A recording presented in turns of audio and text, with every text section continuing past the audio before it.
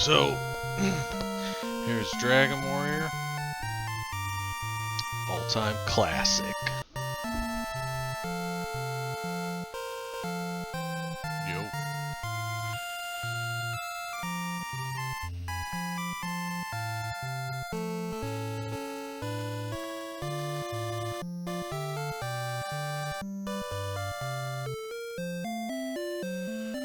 Alright, well, due to my masterful grasp of this, I already did a voiceover, and apparently I'm an idiot, and it didn't save any of it. Alright, so we're doing this again.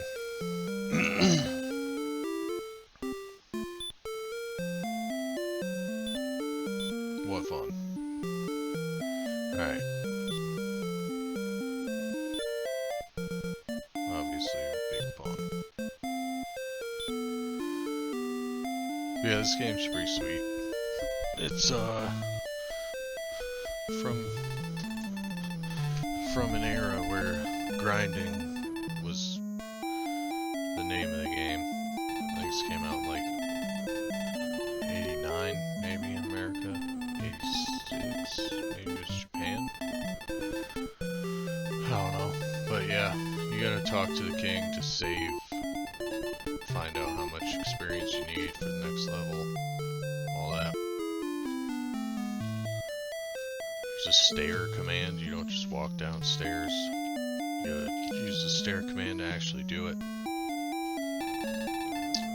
I don't think I used the door command once, because you need magic keys to open doors.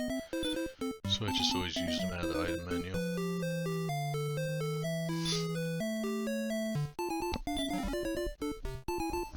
But yeah, back in the day it was always nice to have, you know, the instruction manual to read it. It usually told you a story, how most of it worked.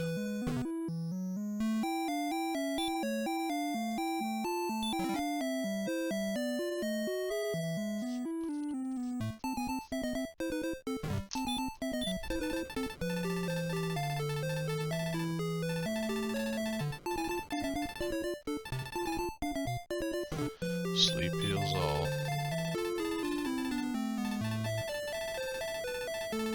I can't believe I didn't record all that. It was like 2 hours of just me talking to myself. But it's alright. You live, you learn. Game's super grindy. In the beginning, it's pretty much just, you know, going through, fighting, going back to town. You always want to get geared up for, like, the maximum you can where you are. So you just grind till you get what you can get, and then move on.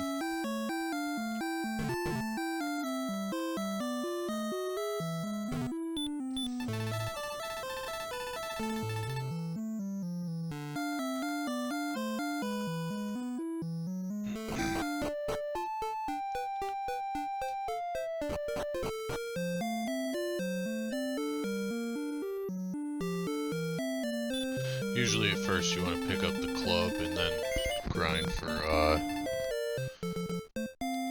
the leather armor, and then small shield. But it's rough because you're only getting, you know, 1 to 2 gold per battle at first. But yeah, it's funny, so when I originally played this, you know, years and years ago, I was a little kid, me and my brother used to take turns playing it. And, cause my mom made us switch on and off on Nintendo for every hour.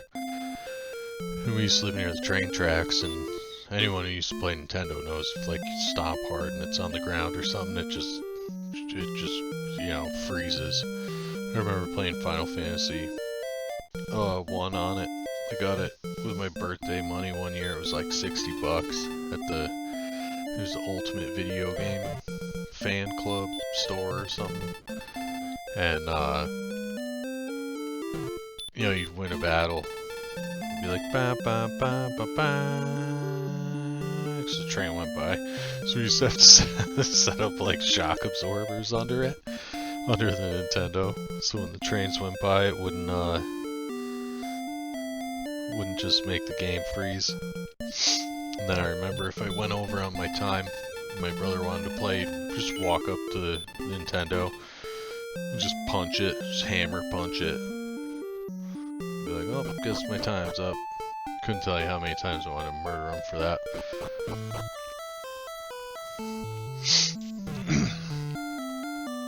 But yeah, and you gotta go back to the king, save it. You can't just save on the world map or anything like that.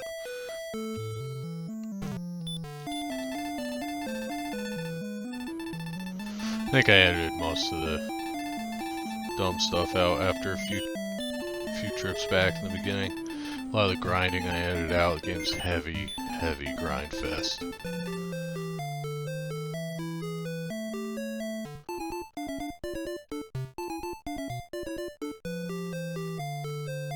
But yeah, it's classic stuff like you gotta save the princess, kill the Dragon Lord, purge the world. Basic, super standard sort of stuff. It's like one of my comfort games, I guess. I always come back and play it every once in a while, so I kind of remember most stuff is. I haven't played it in a while. Probably like 10 years, something like that. But I figure the new ones are coming out. It's a good time to brush up on the old Dragon Warrior skills. But yeah, in the beginning you pretty much just walk around and fight whatever. I think there's a spot down there where you can fight like harder stuff, but I'm not really sure. I don't remember. I didn't really try it, I don't think. It is cool how you can see the artwork has kind of stayed the same, like throughout the games over the years. I think the last Dragon Warrior I played, because I think it was still Dragon Warrior 7, but I think the last one I played was, I think it's when they changed it to Dragon Quest, was 8. I could be wrong on that, but I think it was 8. In America, they changed it, and I believe that was for PS2. After that, it was just kind of, I don't know. Just lost interest, I guess. But these early ones I like.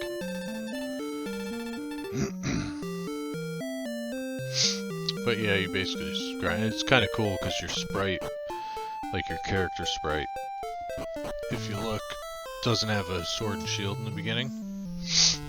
But once you actually equip a sword and shield,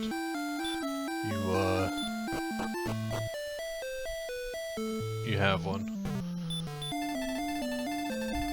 Like on your sprite. It's kind of cool. It's kind of neat for back then.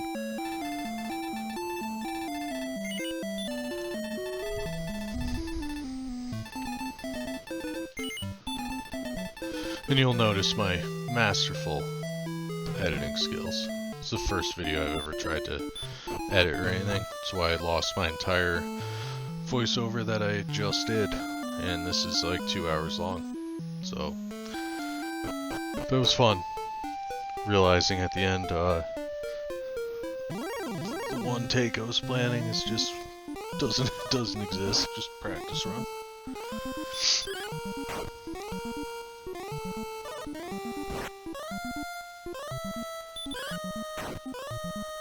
But yeah, you know, what are you gonna do?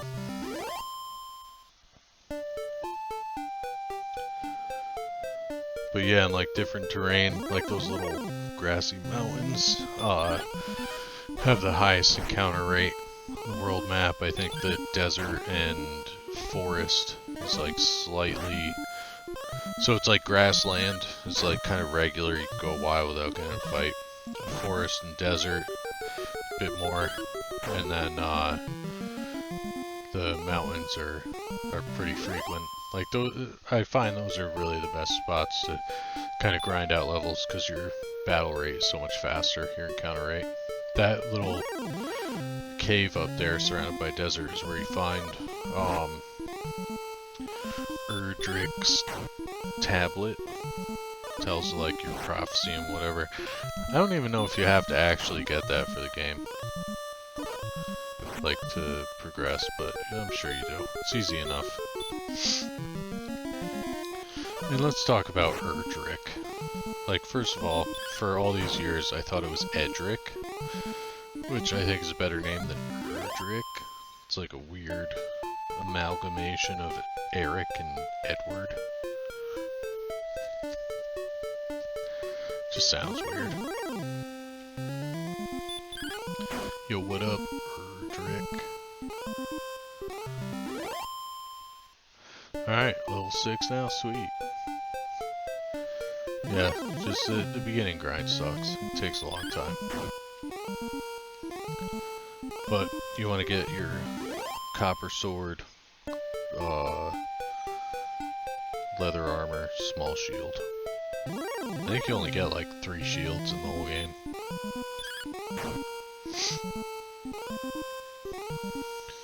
Then this next town up here, Garenham, you can get the hand axe, I think a large shield, and I think half plate armor. And once you get that stuff, that's when you really start exploring a bit more. You can get to the town like Rimolder or something.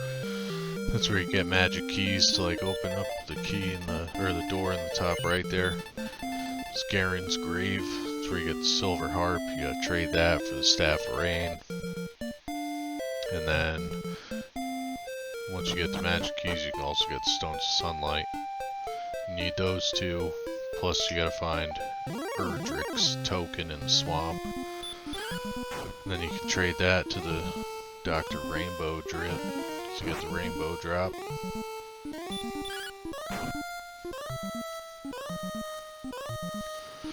Yeah, pretty much this level you want to hang down here, grind these guys out.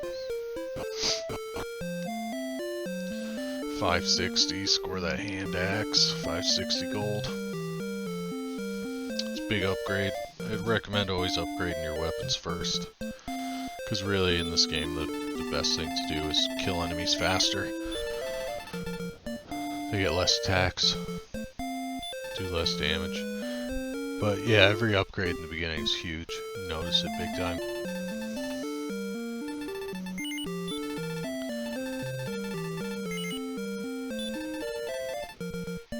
Cool thing is a lot of the NPCs in the game actually tell you useful stuff. Some, you know, you get like half that don't, half that do.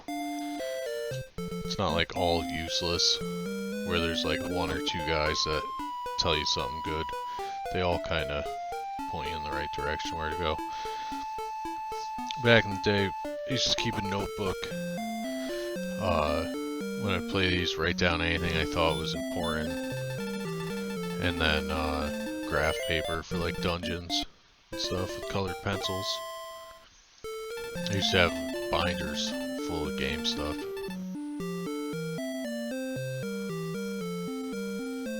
Like all maps I made, stuff like that. It's got lost over the years, but I used to call it the archives. Just binders and binders of all sorts of game stuff. You know, because back then you'd have like a buddy who had Nintendo Power and maybe they still had a magazine that had something in it, or you'd like hear something from one of your buddy's older brothers or whatever. It was like half superstition, half gaming magazine was your walkthrough pre-internet. Like me and my brother, there's a spot where you fight these enemies called Gold Man that drop, you know, a lot of gold because they're made out of gold. And so it was a good farming spot to get money. And we used to chant Gold Man over and over because we thought it would make us fight him more often. Good times.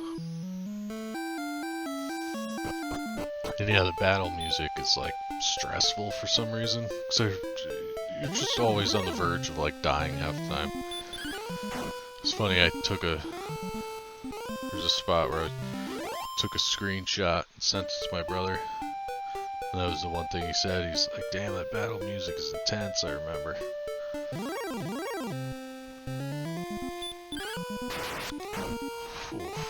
Excellent move. Thou hast done well in defeating the Draki. Or Draki, or whatever. I think these swamp tiles, Poison Swamp, I think they do 2 damage each time you walk over one. That changes later, depending on your armor, I think. The best armor just makes it so you don't take damage from damage tiles anymore. I think the second best maybe reduces it, but I could be wrong on that. Every time you cross a bridge, you kind of go up in difficulty, encounter-wise. So usually if you're not, even sometimes near bridges, but it's supposed to be when you cross them.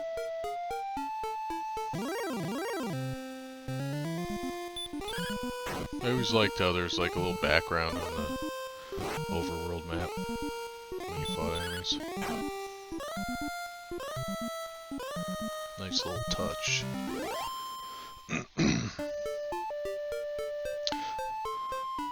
Top tier editing skills right there.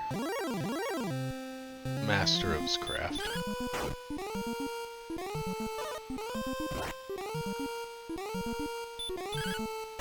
But yeah, I think I leveled up here for a little bit. In those mountains. And then right north of here is a town called Cole. K-O-L. Get some better armor, I think. And we're back in Garen Hammond, level 9.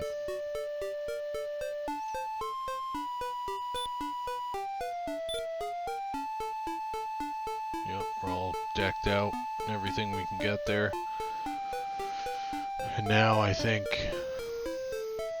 you want to grind to like 11 or so before you go to Rimmelder through the swamp cave. But yeah, when I was editing this, I thought I had exported the final version, so I deleted all the original videos I'd recorded. Turns out, didn't export the final version, and I thought it was beat, and then I realized I exported this, which has a couple things that I changed in the final one, but it's only a little bit. It's a couple things that are out of place, and thankfully I had it. Then, not so thankfully, I did not record my original voiceover. But I'm just gonna hammer it out now.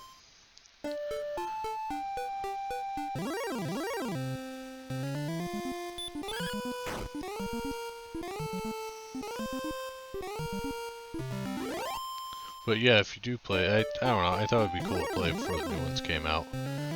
And see the difference of how grindy this is compared to whatever they're gonna put out next with the Dragon Quest 1 and 2 re-releases. Plus I want to see what the graphics are like, how everything's different. That would be kind of cool to freshen it up. I think it comes out like October, early October. I want to say the 8th, but that might not be right. And I mean, I don't know, I've played all of them. I have I have all of them. I got the 4th one with like all the maps and stuff and the box and all that, but I might play through them all, I don't know.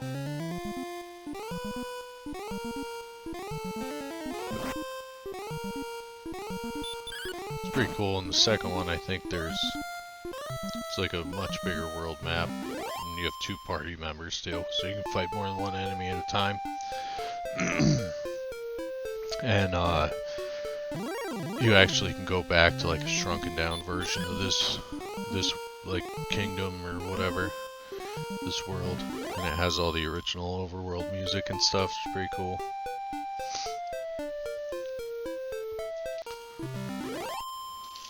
Just pure skill editing. I mean, my technical prowess is just, I mean, it's out of control.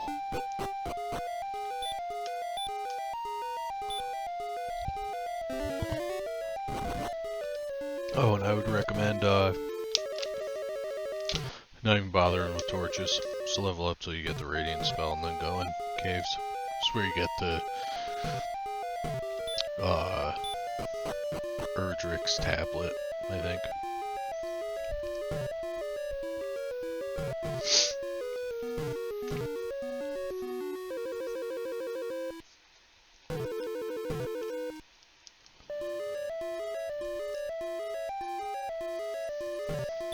But yeah, I'd recommend playing some of the older games with, you know, notebook, graph paper. It's kind of fun. Maybe I just like it because it's what we used to do. Or what I used to do anyway. But it's kind of cool. There's, I don't know. Something about older games is nice.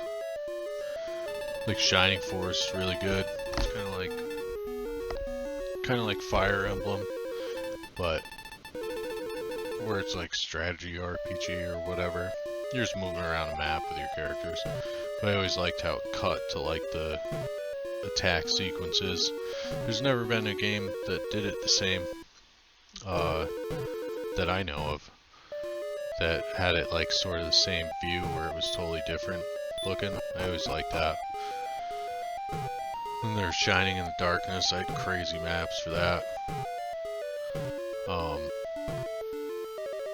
Cause that's like a first-person dungeon crawler. It's pretty good. There's a lot of good older games. I used to have all kinds of imports and translations and all kinds of stuff. I gotta find my collection and start playing some of those. Those are fun. I don't know what the hell happened here. I just cut to a totally different cave, apparently. That's where you get the fighter's ring.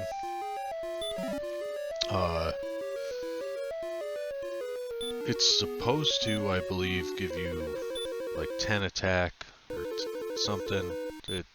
10 of a couple stats and something else, but it doesn't actually do anything. I'm pretty sure it's bugged in the original NES one. But yeah, you want to get the dragon scale too. Sorry, I forgot that. That gives you like a couple defense or something. It's just an item you keep on you.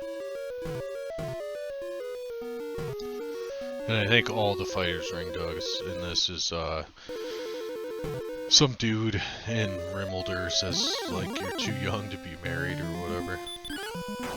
Which basically makes fun of you. I always thought skeletons look kind of cool.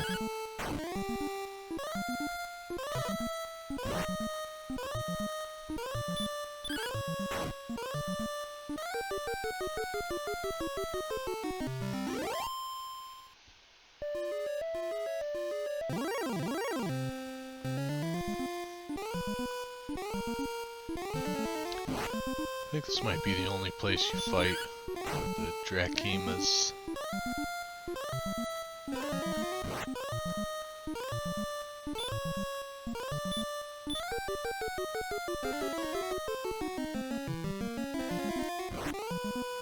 But yeah, I don't think they start calling it Dragon Warrior until, or sorry, Dragon Quest until the 8th one. It's kind of like the Final Fantasy stuff, how Part 3 in America was Part 6 in Japan, then they finally like made it all jive with Part 7.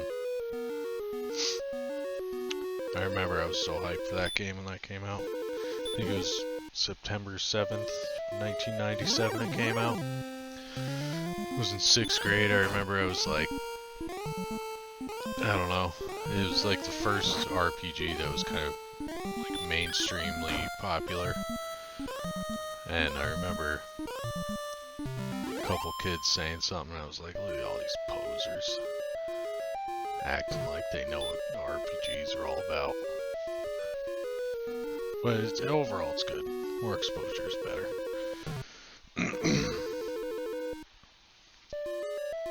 But yeah, I used to clip like parts of magazines out and then put them all together and like staple them all together and like reread them all the time. It's like my little hype book for when it was coming out, and draw all the characters when they released like new artwork for them, stuff like that. I was all pumped about it. It's a different time.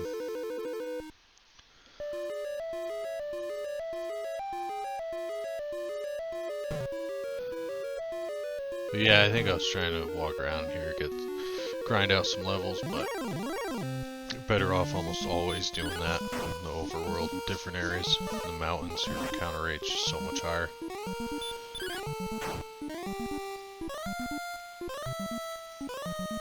Not as much downtime between fights.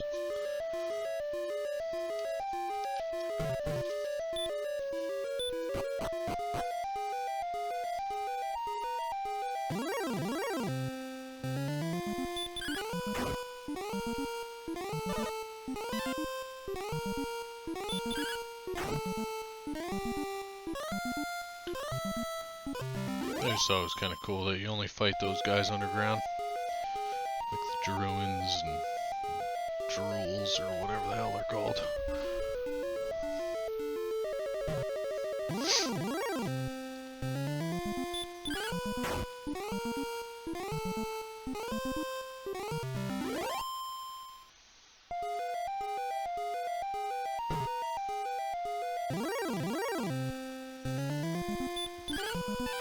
Yeah, some spots are nuts, like you'll get into random encounters so often, it's just ridiculous.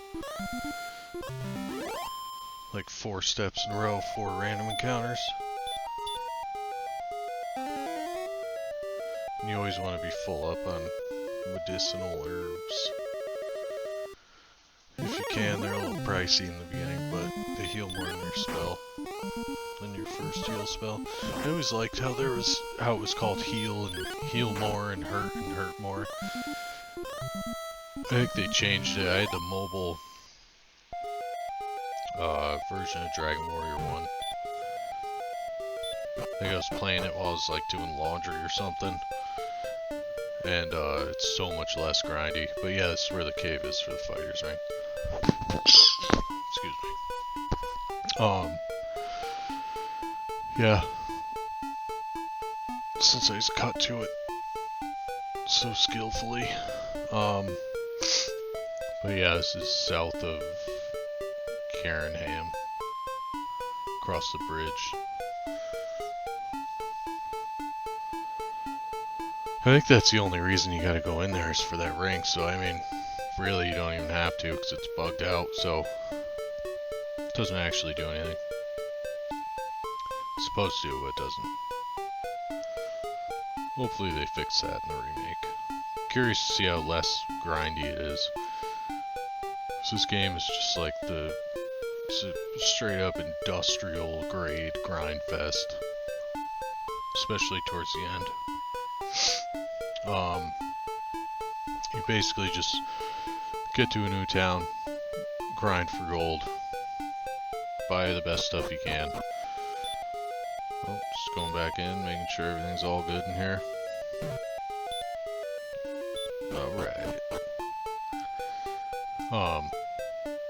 Yeah, you just go to a different town, get the best stuff, make it a little further, go to a different town, get the best stuff. And then once you can get the magic keys, you like just revisit a couple spots, get the new, go get key quest items until you can get to the last level.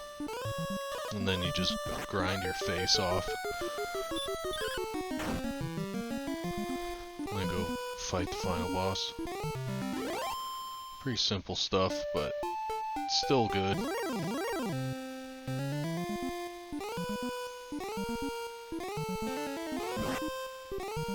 I do love these games. The price point on them though.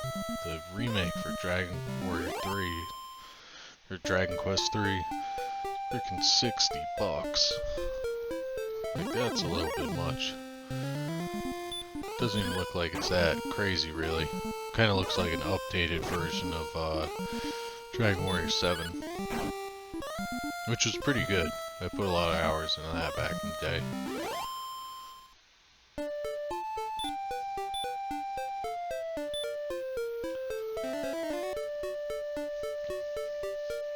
Apologize, my energy's not up. I can't believe I lost that first voiceover.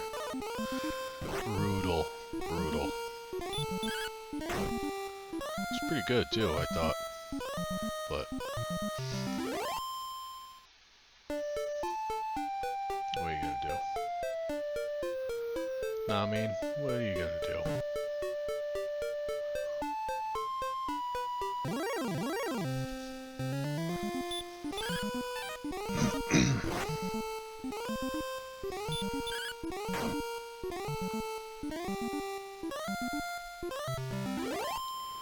Yeah, until you get the repel spell to like get, so you don't have to do all the riff-raff encounters. Nice, that was good. That was good. Quality edit right there. Once you get the repel spell, a lot is much easier. You don't have to constantly be fighting all these guys all the time.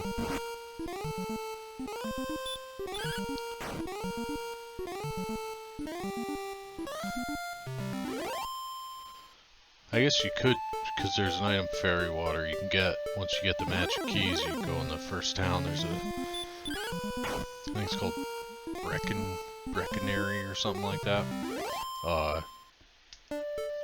You can get fairy water. It does what the repel spell does. I think they're 38 gold.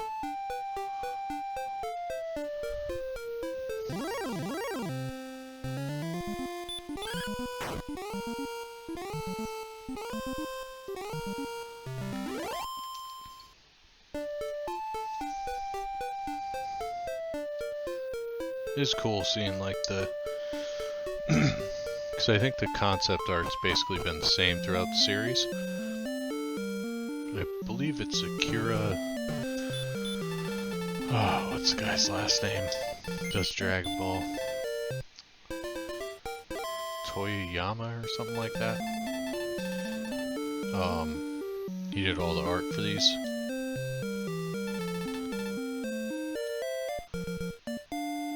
So the concept's all the same, but, you know, obviously they can't implement it, or they can implement it with limited graphics that the Nintendo had. I always thought those dudes looked like they had towels around their necks, the blue guys. Freaking bunch of pool boys running around here.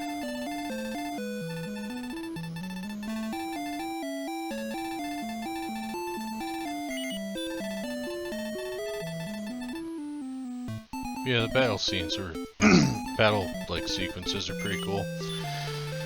They're better than like the, or I don't know, they look a little bit better than.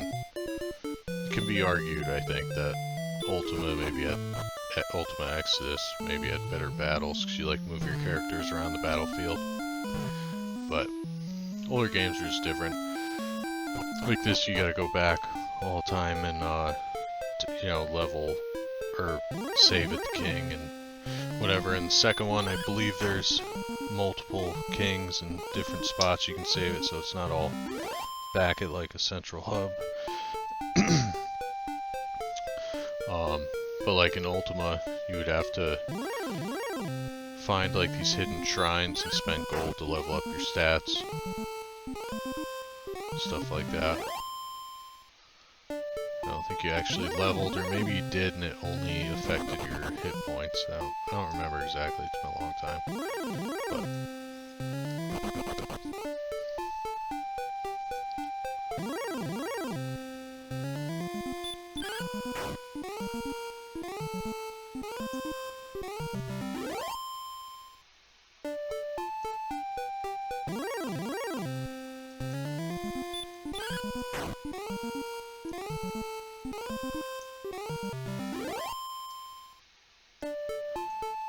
Yeah, and it's real easy to die. Like if you go to a new area, you catch a couple dodges from an enemy or something. And I thought I swore they could do critical hits on you, but I know in this entire playthrough, not a single one pulled an excellent move on me.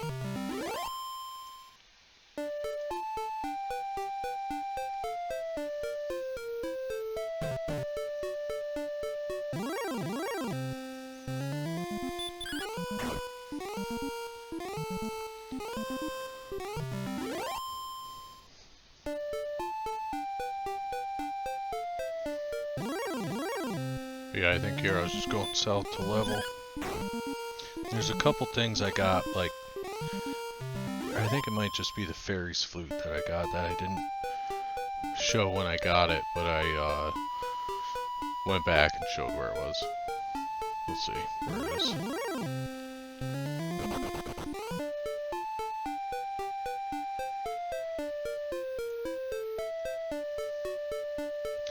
But yeah, it was nice back in the day, because this was made by Enix before Squaresoft and Enix became one company.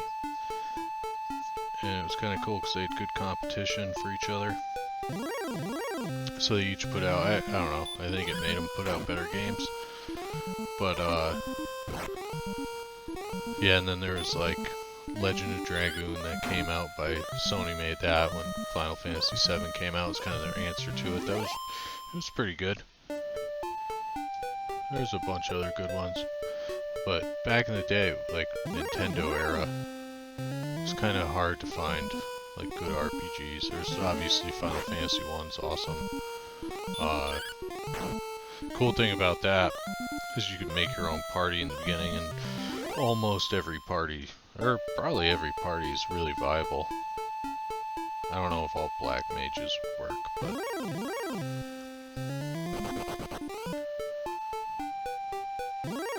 I remember oh yeah, so right here, I encountered this guy by accident. So I was just near the bridge, didn't cross it, so I was worried I was gonna die here. I think I almost did.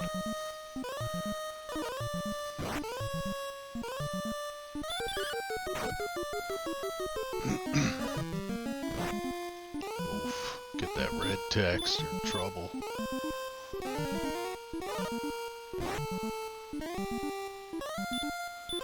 But yeah, Enix came out with like, Seventh Saga's really good.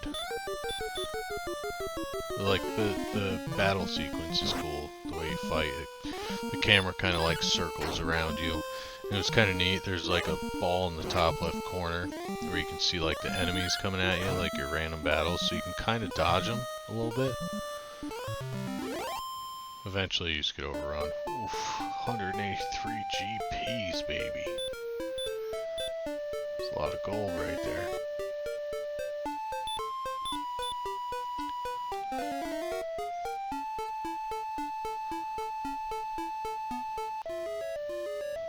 Just, you know, just being a master at my craft right there.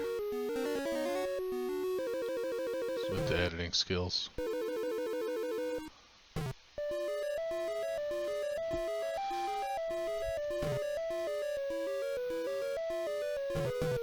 Yeah, I don't know if I explained this already, but I lost my original video that I made. So this was like a backup that I happen to have. And I believe I fixed this stuff, so you know, you get to see all the irritating, horrible cuts.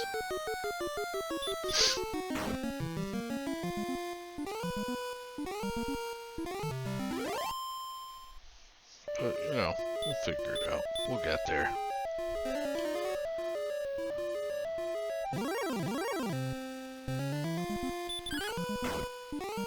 Yeah, I always liked the battles in this, how the screen shook a little bit. I always thought that was cool.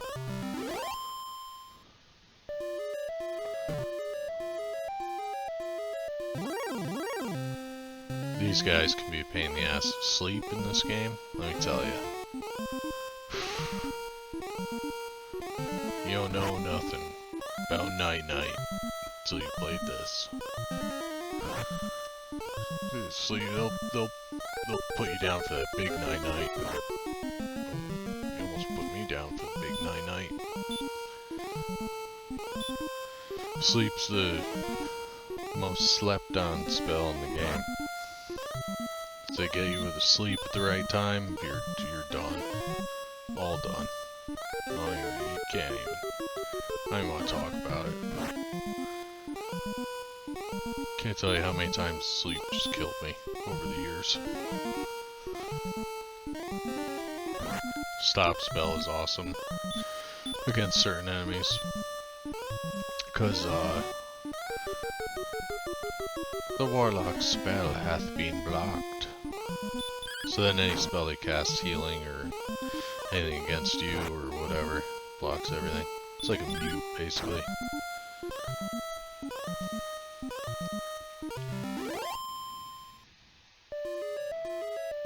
But yeah, they'll put you down for that big night-night. Put you night-night, big night-night in the sky. What you know about night-night, sucker? What you know about night-night? Nice.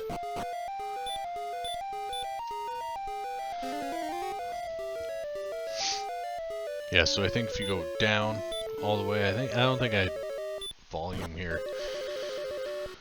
Because, if you just go down all the way till you hit the wall, right till you hit the wall, down till you hit the wall, right till you hit the wall, down till you hit the wall, left to the stairs. I think I maybe went down, said down right one extra time there. Solid. Oh nice, I'm talking and there's no one there. Huh. Pretty crazy.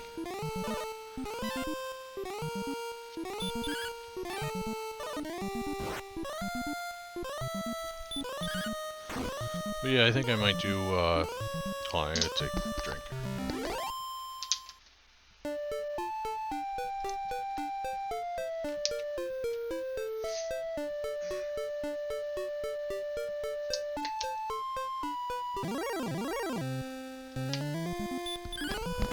But yeah, I think I might do a playthrough part 2,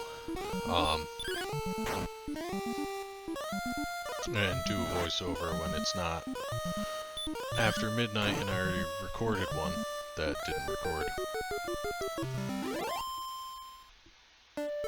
And also, like, when I was editing this, I thought it was a good idea to, like, pause it at certain points so I could, like, piece them together better. Not a good idea. It's easier to just do long ones and cut out any parts. That way, because the way it, like, loaded up, it like, jumbled them all up. It's a real pain. But yeah, here I think you can get the broadsword and magic armor. Yeah. So you gotta grind your face off for all those.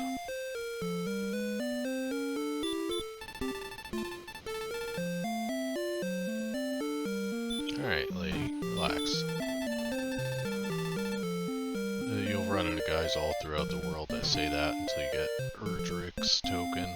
What a whack name. I always thought it was Edric for the longest time. Erdrick is just weird sounding. I don't know if I like that blend between Edward and Eric. Oh, and there's people that constantly are referring to Nestor, who's someone you run into the town of Cantlin. I've never met this man before, I don't know who he's talking about.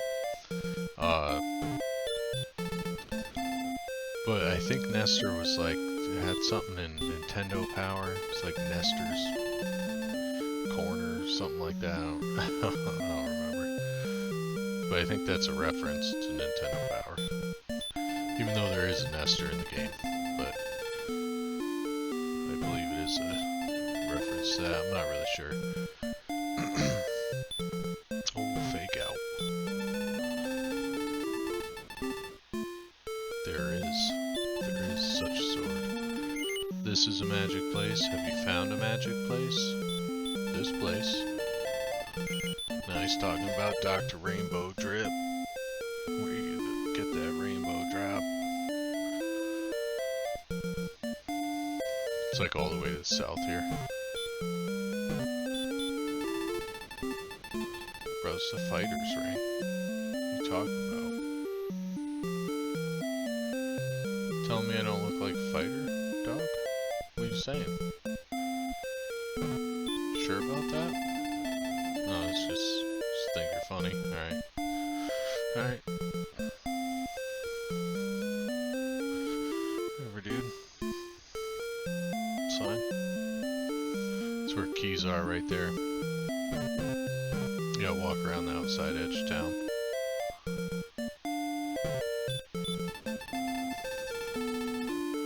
It's kind of important. It's where you gotta make the Rainbow Bridge the final level. Until you get across to the other island. And that's actually important. How to get into the last dungeon. You have to go behind like a throne and search the ground. But I do like how there's not as many NPCs and they actually tell you. Most of them, like half of them, tell you important stuff. Scoping out that little desert strip real quick. Little sandbar.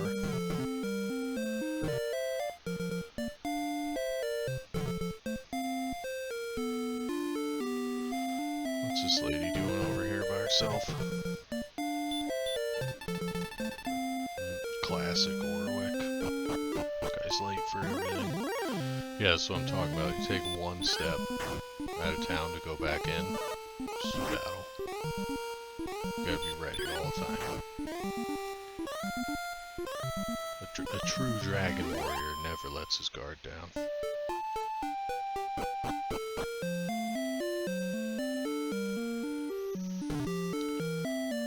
Who's this guy? Oh. Oh, nice. Good communication in your relationship. You guys are just gonna be sitting on the wrong side of town for each other forever. Well, good luck with that. Love how your guy isn't like, hey, just on the other side of town. No, just like, see how this pans out. But yeah, you always want to be full up on keys. Because you never know when you're gonna need them.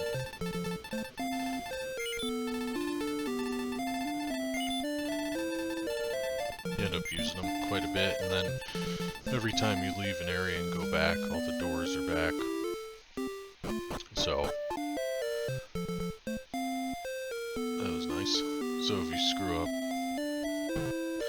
like in Garenham, to get to Garen's grave, there's a spot where you walk over, go to stairs, but if you overshoot the stairs, there's like a slight delay with like the directional input. When you go over to the stairs, I overshot it twice, so I ended up using extra keys, and if I didn't have 6, I wouldn't have been able to open the door inside, because I'm an idiot, so, you know, it just happens. I think Hero's taking screenshots of this guy and sending it to my brother. Because this is where we used to always grind and fight over the Nintendo was during this part.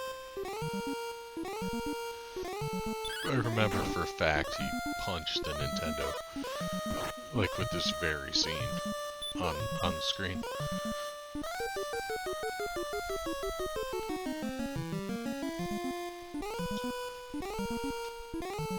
I was really contemplating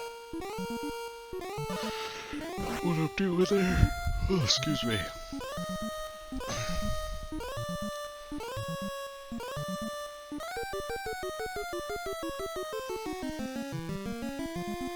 But yeah, I think I might play 7th Saga next. I'm not really sure. See if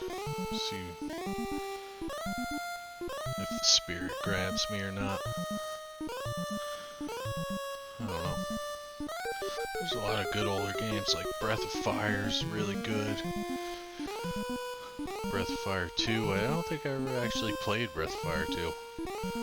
to completion. And then, like Paladin's Quest. It's alright. I think you use your HP to cast spells and that instead of MP. Or mana or whatever. And then I've played all the Final Fantasies to death, so I don't think I'm gonna play those again. The first one though was kinda cool. I always liked how you can make your own party in it. And again, it's just a simpler game, so it's easier. I don't know if it's like easier to play through. It's just simpler. There's not as much going on. It's just grindy, which you don't really have to. But again, with the older games, it's just so easier to just get killed out of nowhere and lose a ton of progress. Because losing, like, you know, say I was to die right there, losing 3,500 gold, that's a huge chunk of gold to lose. Set you back like an hour or two.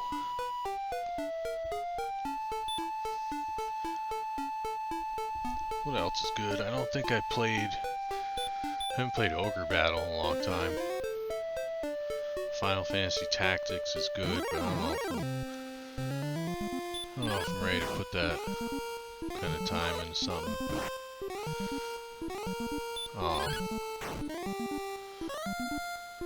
Bone Boy.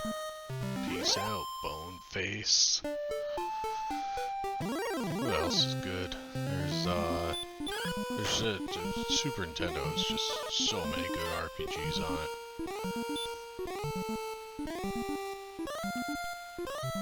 Like ActRaiser is fun. It's not really an RPG. But ActRaiser is cool. They never really made another game like that. It's crazy because it's like two games in one. One part's like a city builder. The next is like action platformer. I just thought it was kind of cool though. I think here I try to save the princess and horribly fail.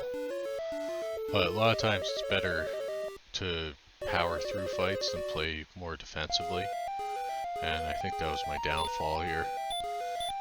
Because I think if I just had attacked towards the end, because I'm pretty sure he does big damage at the end and just barely kills me, like hits me for 28 and I have 28 left or something like that. And if I had just attacked instead of tried to heal, I believe I would have killed him. I could be wrong though, but I am pretty sure I die here. Which is always super irritating. Oof. Big hit. Alright, in the game. We're in the game here.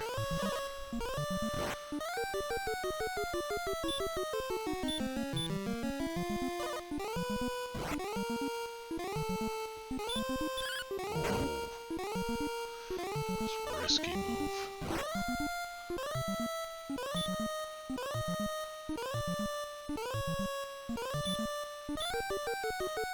Yeah, I should have just attacked right there. Son of a shrimp.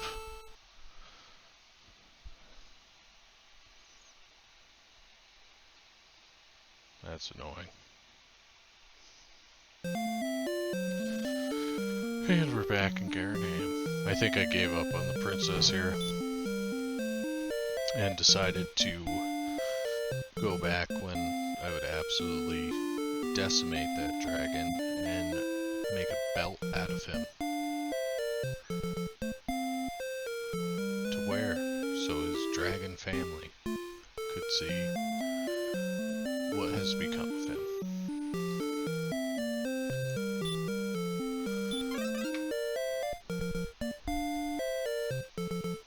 Yeah, and chests come back too. So every time I overshot these stairs coming up, and I would just pick that up. But I think you can go through, get chests, and they're not even worth the keys you spend. Because you really don't get a whole lot. Just a crazy old guy back here. Just Yeah, I overshot those stairs like 2 different times.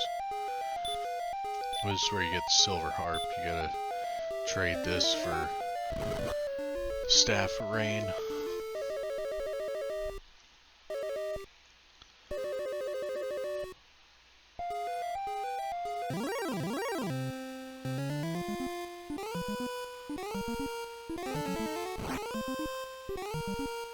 You know, I don't think there's any other game that has hurt spell. And I really wish they didn't change it. Because I think they changed it in the remakes of this. I don't know. I just don't think it was hurt and hurt more. I always thought that was kind of funny. Heal and heal more. Kinda got a certain charm to it though.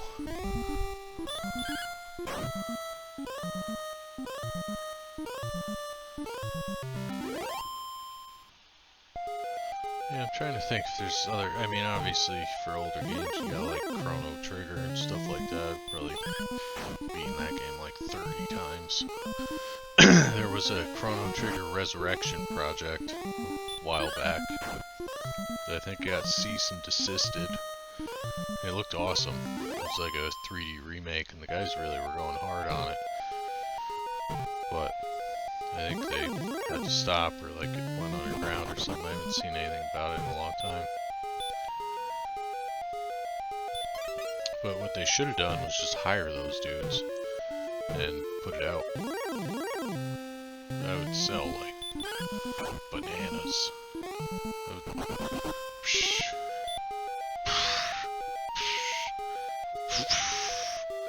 That'd be crazy the amount of sales a game like that would get. I think they're worried about putting out any kind of remake of it or anything, that it wouldn't get received well if they didn't do it perfectly or something. Kind of like Final Fantasy VII, but I think the Final Fantasy VII remakes are pretty good. Or, I can't say that because I only played the first one, I liked it. But it's got heavy nostalgia for me.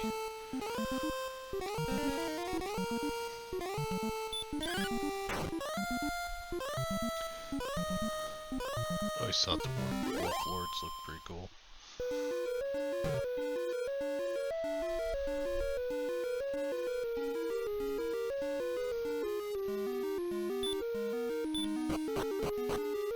Yeah, what else? Oh, Lufia. Lufia's a good one. I always liked that one. Yeah, the audio gets corrupted here, or it sounds weird for some reason. It's just this one part, this one battle. I don't know what's going on. But yeah, Lufia was good. Second one was alright. I always liked the first one, how you could find the dragon eggs and like get some crazy gear and whatever else with them. But then they scatter throughout the world, so you gotta find them again. Which is kind of annoying. And the movement speed in dungeons is super slow. But I always liked Lufia, it was pretty good. The Luck Blade with Guy. It's one of your characters, it's like a crazy sword. It does like a ton of damage, but half the time doesn't land attacks or something like that.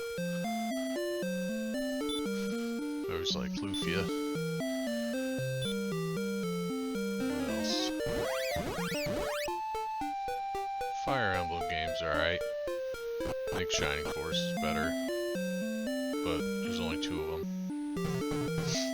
Well, the third one too on Saturn, but that's not, I don't know, doesn't have the same charm as the first 2 on Genesis. I have Pure Solar, but I haven't played that. I played the demo a long time ago and then pre-ordered it and had to wait like 2 years for my PC version that I have the disc for and all that, but is that guy for real? Just telling me where the harp is right after I got it. What are you doing? Get your life together.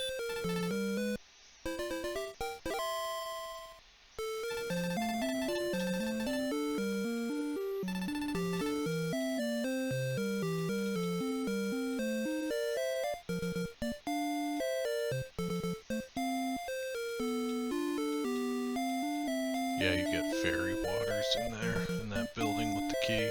That old man right there is the...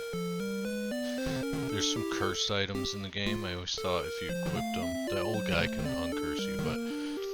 I always thought if you equipped the cursed items, you get like a Final Fantasy VI kind of situation where after having them on for so long it would like lift the curse, but it does not do that.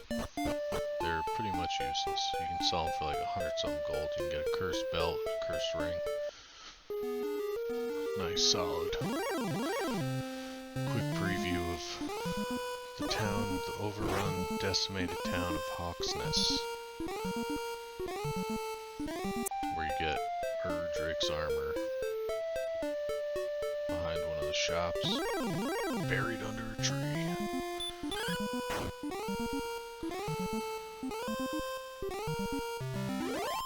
PS1 had a lot of good RPGs on it too. Parasite Eve was pretty cool. Final Fantasy VIII, I never liked the idea of how you had to like draw magic from sources, but I was a traditionalist back then. Now I think I'd probably enjoy it. It's kind of a cool game. The card game in it was super cool. Final Fantasy IX is awesome. Yeah, you can get keys like in a lot of places where you end up using a key, and once you get to a certain point, money doesn't matter. Interesting lady. It's just your life, just sitting there telling the rare person who comes back there that. Nice. Right here, I thought that's where the stairs were to get the stones of sunlight, but alas, I was wrong, and they're right here. For some reason I thought they were hidden. I used to play this game all the time. I hadn't played it in like 10 years. Since this probably. In my foray with the mobile version. Which was so much less grindy, it was crazy. It was like waiting for my clothes to get done to the laundromat and got like to where I am now. So I'm curious to see what they do with the remake. Oh, nice. Masterful cut.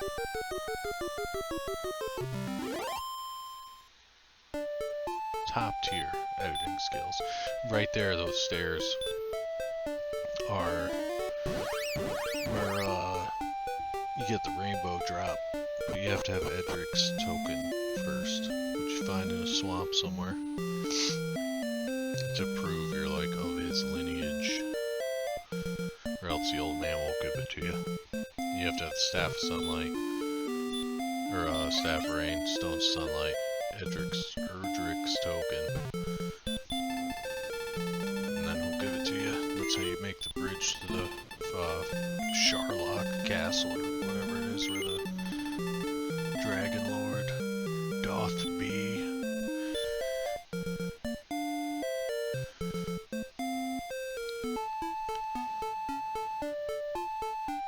Alright. I don't know what we're doing here. Just taking a stroll.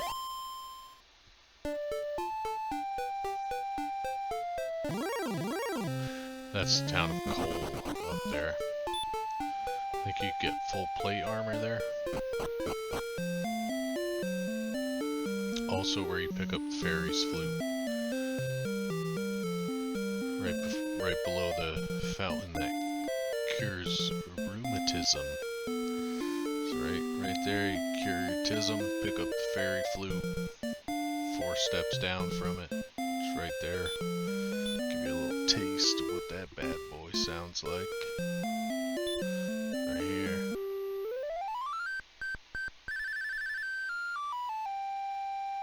Woof, that's nice.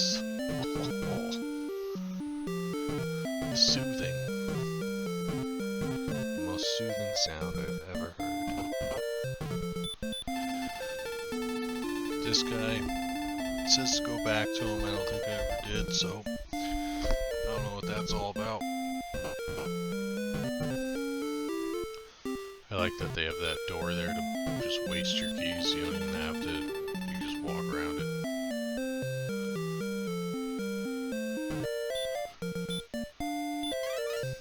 What's this old jabroni's gotta say? Yep, found it. Oh, thanks. Don't tell me where the town is, though. That would actually be helpful. Nice, dude. What's this green fat boy doing? Bogart in the herb shop. Oh, nice. Good tip. Pro tip. Good pool boy.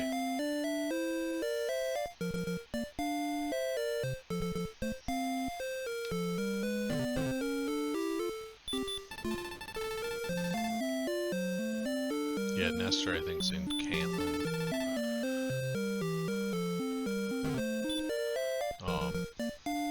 Pretty sure it's an Nintendo Power reference, but I'm not sure. Pretty sure, but not sure. Yeah, you gotta have a Fairy's Flute, or else you can't get into that town because the golem blocks you. Usually you want to be like 16 or so. He's talking about Caitlin, where you can buy good stuff. You want to pretty much have like 25,000 gold before you go there. Gotta get a shield for 14,800. Silver shield, best shield in the game. And then flame sword, I think, is 9,800. But this is just east of Cole, where I am right now. And you want to go up this way. And as long as you have a silver harp, you can talk to this old man down in the ground here. I love that these old guys are just chilling underground for decades. Waiting for you.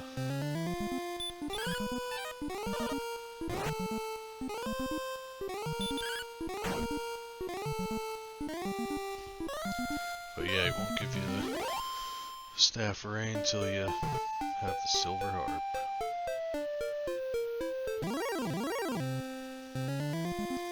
But yeah, the game's basically like, that was an excellent move. The game's basically a mad gold grind. Gear up, gold grind, gear up. Maybe get some levels, go find some stuff. Grind, find some more stuff. Grind, buy some stuff. And then ultimate grind stash till last boss. But there's something nice about the simplicity to it, I think.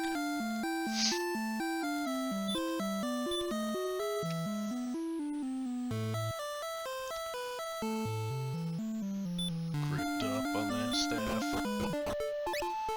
Whoa. Alright.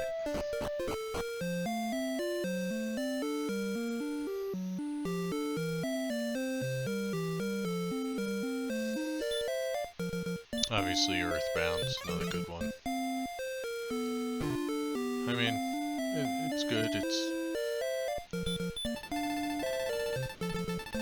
a little more hyped up than I think it should be. I think the reason it's got like such a cult hype to it is because it's like not traditional, kinda.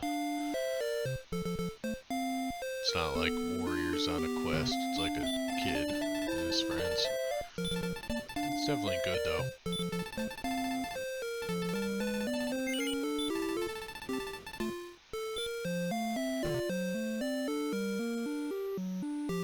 Lagoon, that was like a early Super Nintendo action RPG. That was pretty good, or at least I remember it being alright. Wise, or Ys 3 was pretty good on Super Nintendo. Like that.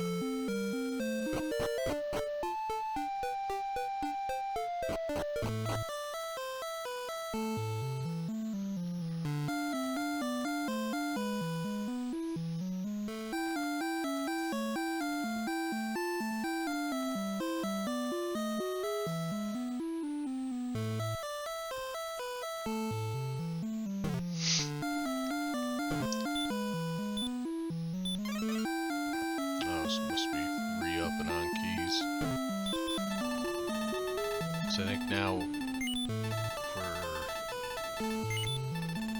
gonna grind a whole bunch to get level 16, and I think we should be good on gold too by the end of that. I don't know if I want to risk it. Those barrier damage tiles really rip you apart. Oh sweet, good one, old man. Yeah, let's not. Once you get Erdrick's armor, you can you won't take damage from damage tiles anymore. Plus, it makes you, I think you heal 1 hit point for every step, which is actually huge.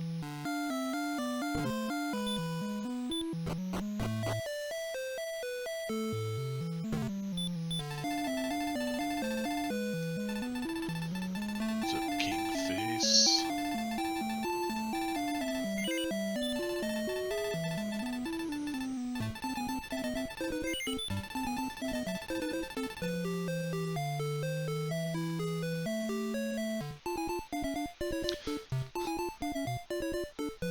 I love that I hear this music when it's not even playing sometimes. Oh, sweet.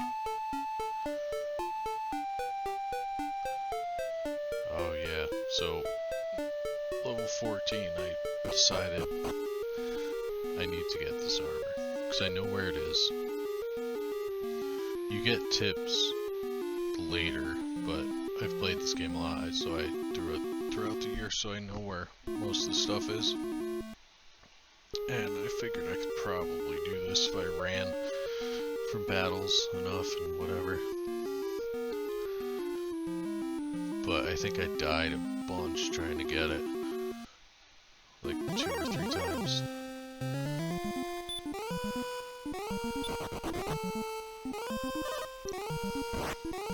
It's blocked in the front.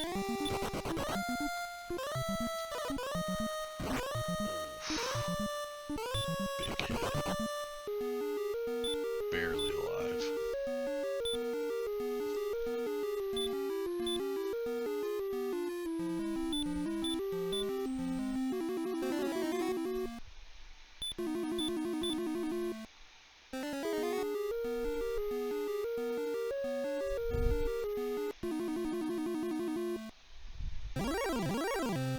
Yep, gotta love that one step. Another encounter. Breathing fire.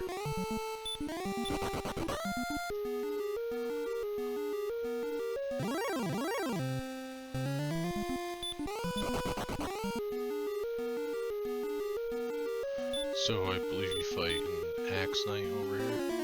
Which at this point is pretty deadly. Plus he puts you to sleep and everything, which is just an extra pain in the ass. And if you try and run, it moves you off the tiles, so you can't like run and then search where the armor is there, because it's right under you.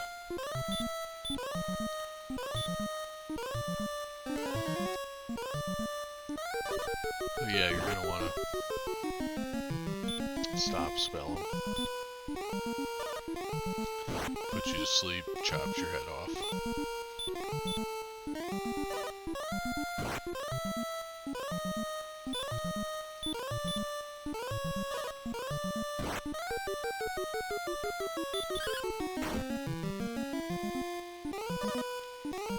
Yeah, I think he pulled some big hits. I don't know what I'm gonna play next, but video can't be worse than this. Because, I really botched this pretty hard.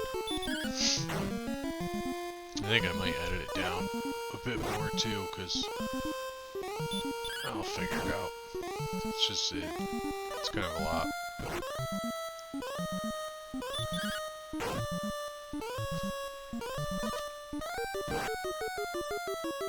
Oh, what a scumbag.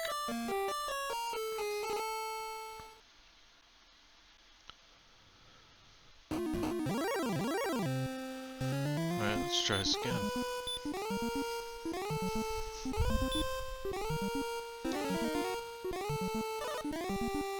Yeah, it's super annoying when stop spell doesn't work. Sometimes it just won't work. Like 3 or 4 times. Alright, here we go.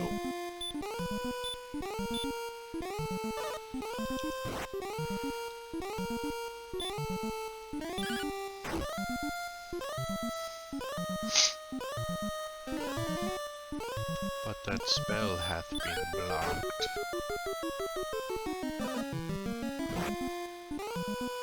Oof, 30.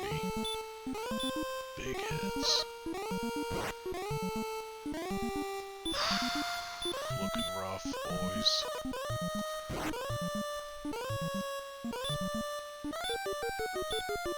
I don't think we're making it out of this one.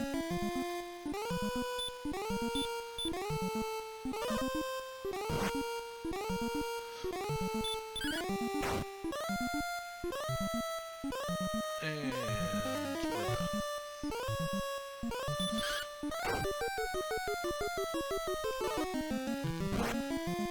Alright, try again, maybe get lucky. 3rd time's the charm.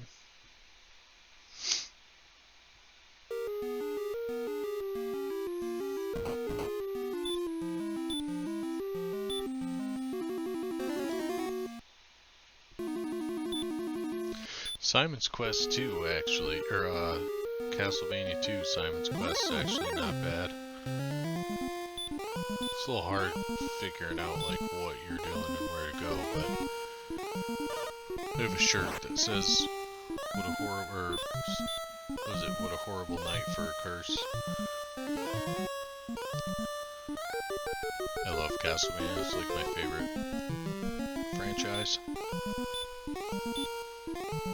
I really wish they'd put out like another Symphony of the Night. It's like one of the best games of all time. Love that game.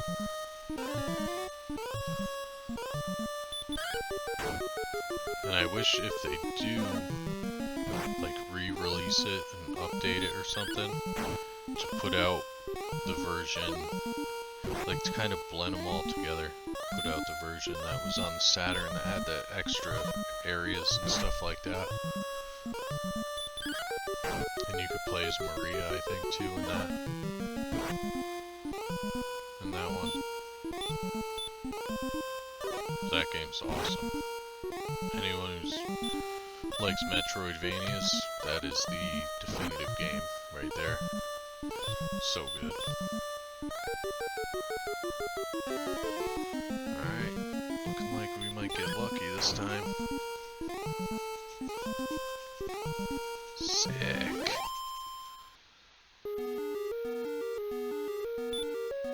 Best armor in the game right here. And it just auto-equips it, so you just lose. You just lose your old stuff. It's like you would have sold for like 3,400 or something like that. 3350.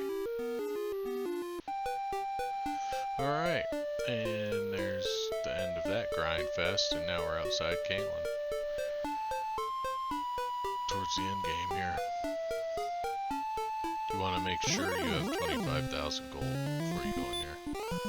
This is the one of 2 bosses in the game.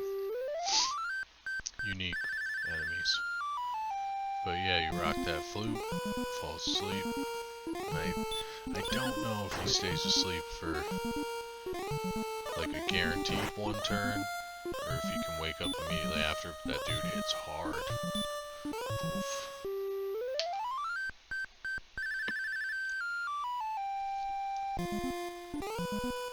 And you can do this at 15, but you know, might as well do 16. Make sure you got enough gold too.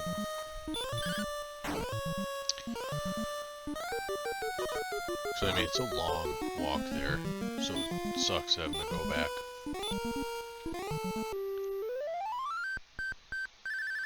Just serenade him to death.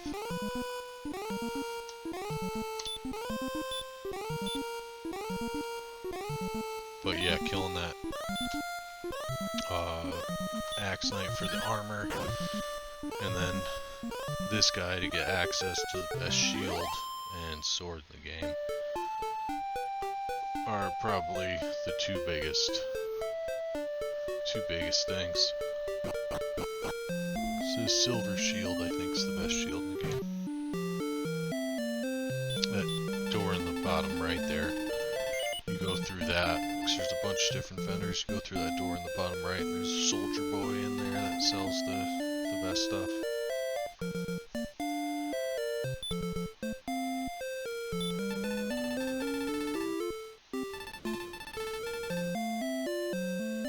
But yeah, I'm not sure. I might play through the other ones, the old Nintendo versions of these. They are good, but I don't know. See how the remakes are. I just know they're gonna be $60, and I don't know how I feel about paying that much for that.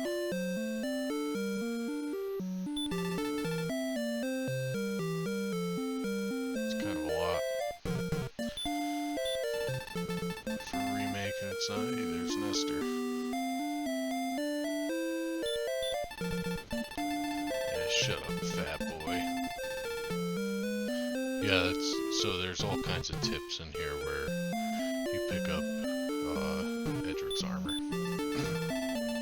But I already knew where it was, so it didn't really matter. Same thing with like Edric's token. I know where that is in the swamp near here. So you're supposed to save the princess, you get an item that tells you how many steps, like you are from the castle, called Gwaelin's Love. And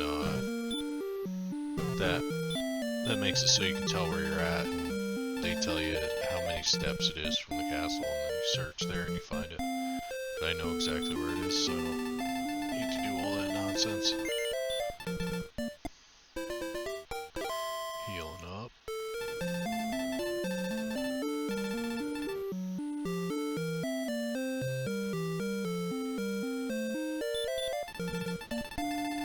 I honestly wasn't even going to do a second voiceover. I literally just did this. And it just killed my morale, not having it record. But, on the bright side, I promise you that's never happening again.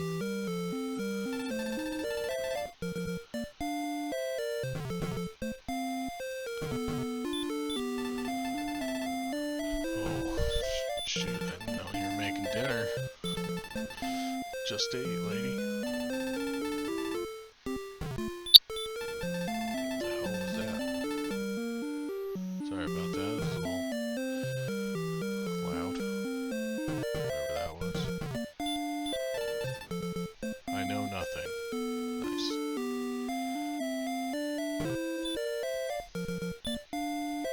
Solid NPC right there, like why are they there? Why are they even there? What are we doing? That's Old Lynn. Old Lynn's got that Erdrick's armor.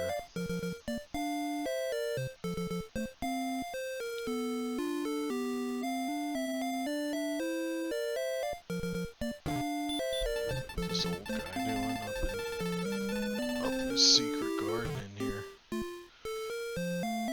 Just chilling, being old.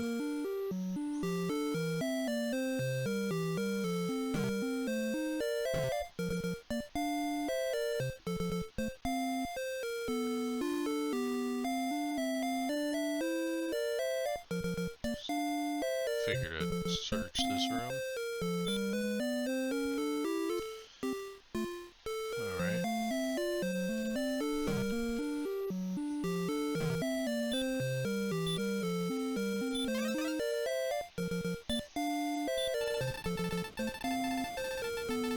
Jeez, this guy's price gouging. Might as well fill up. We don't really need money after we buy this stuff. With like 10 G's extra. I dost wish to buy something. I dost indeed.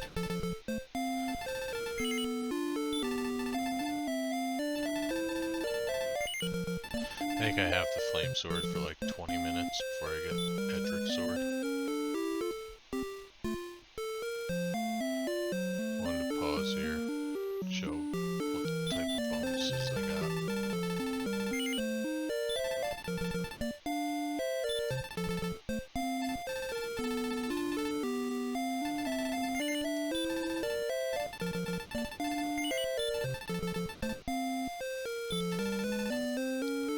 But yeah, getting this town's a pain in the butt, so it's good to have enough gold for this stuff, because then you just never have to come back here.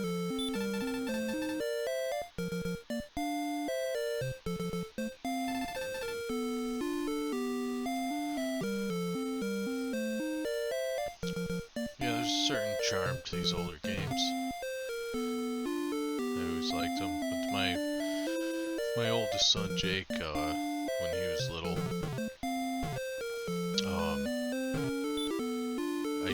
I have a massive collection of older stuff. I still have some of it. I used to have a much crazier one collection, but kind of brought them up on like through the years. I've been a gamer forever, so brought them up through the years of like Nintendo, and you know, the older games are simpler, and a lot of them are honestly really fun. Like Twisted Metal, for instance. Twisted Metal 2, so much fun. Played that so hard back in the day. There hasn't been a good one since probably Twisted Metal Black. I guess there's a show now too. But those are great games. I would love to see like a new Twisted Metal come out that was good. Twisted Metal 2 World Tour is awesome. We used to go over to my buddy's house on the weekends when we were kids and play that all weekend. Try and get like every ending and everything.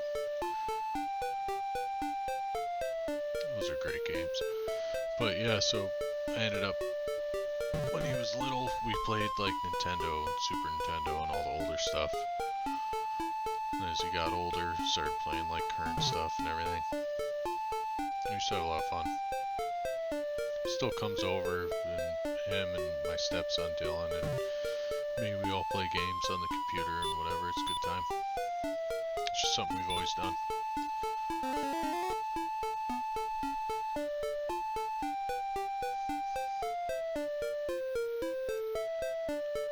Yeah, Rappel is awesome to have. So is Return. It brings you back to the castle. And then outside gets you out of caves and stuff like that. So at level 16, you kind of want to fight like around outside Hawksness till about 18, and then 18 to 30. Basically, you fight inside Hawksness. Over here, you can fight metal slimes. They give you, I think, like 100-something experience, but they're kind of a pain in the ass to kill because you do 1 damage, they run constantly. So per time spent, like time spent to experience gain, it's not really worth it. Because most of the time you don't end up killing them.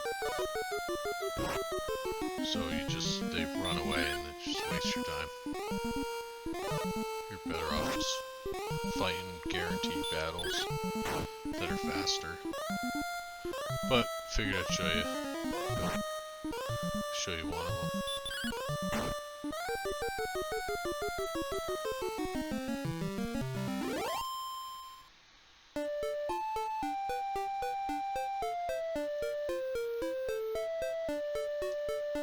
And there you go.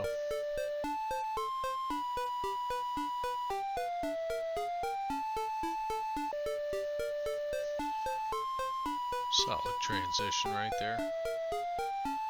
It's my nice skills coming up. Forgot about the werewolf. I think they're the highest tier, like wolf boy, you're gonna fight.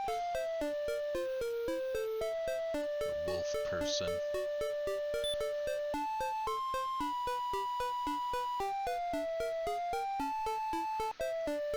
I think I'm going to get Edric's token over here. You go all the way south past where I just fought. Or you go south to where I just fought the metal slime, then you head east. And the swamp coming up, it's in here.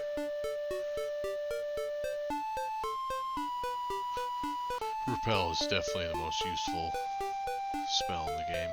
2 magic, just don't fight any riffraff. Stronger enemies or enemies that are your level, you still fight, but it's not that bad. And I think at level 17 you get heal more, and I think 19 you get hurt more. And I believe those are the last, I think that's the last spell you get. Pretty sure.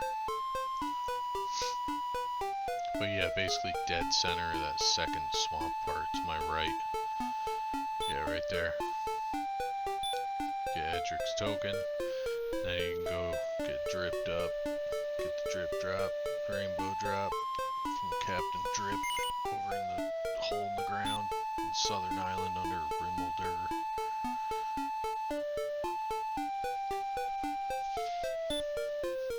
Yeah, and I wouldn't even bother with torches or anything because they just take up inventory. You don't go in any caves till you have radiant. Plus it lights up way easier. You can just navigate much better.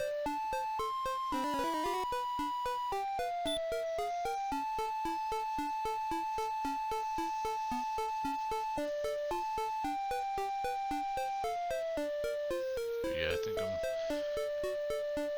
heading over to get that rainbow drop. Yeah, honestly, getting the Erdrick's armor is a massive upgrade. Makes the game so much easier. You just heal as you walk, no damage tiles. No damage from damage tiles. It's nice.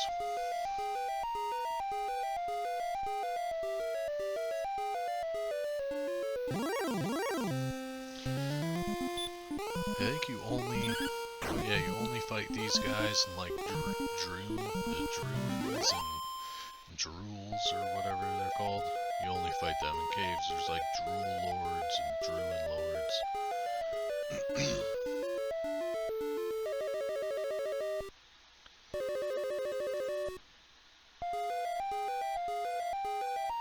Just figuring out my life right there, you know? Just having a moment of reflection.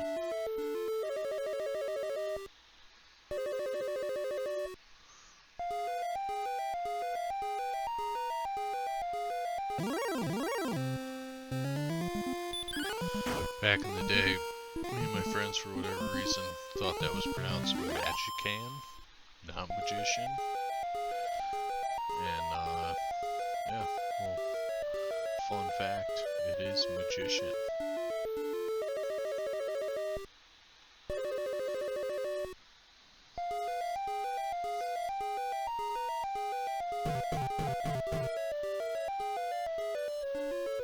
Yeah, I think right here I couldn't hear when I was bouncing in the walls. So I was trying to go through it. I think I turned the volume up there. See, I remember how to get through that since back in the day. Swamp caves like burned into my brain.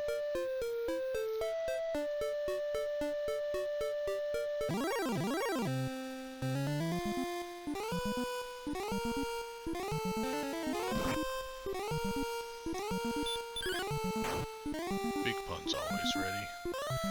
No one's attacking when I'm not ready. Always ready. Just faking them out, making them think you have a chance.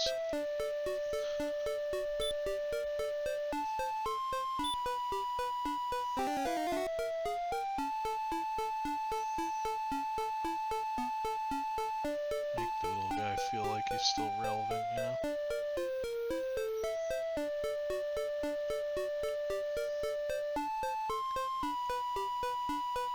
But yeah, right down here too. It's the best spot to level.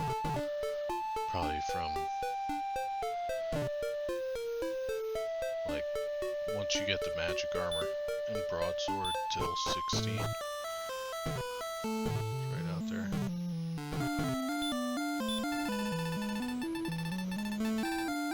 Yeah, so you gotta have token, rain staff, sunstones. Then you get the rainbow drop.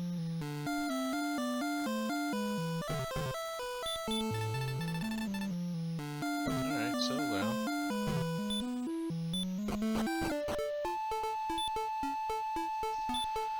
Wonder what that guy's just been dumping down into that cave the whole time.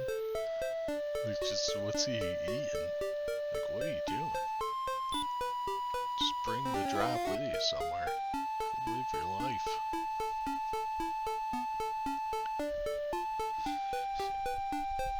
And then you go up here to the left, use the drop, make the rainbow bridge, be a rainbow warrior.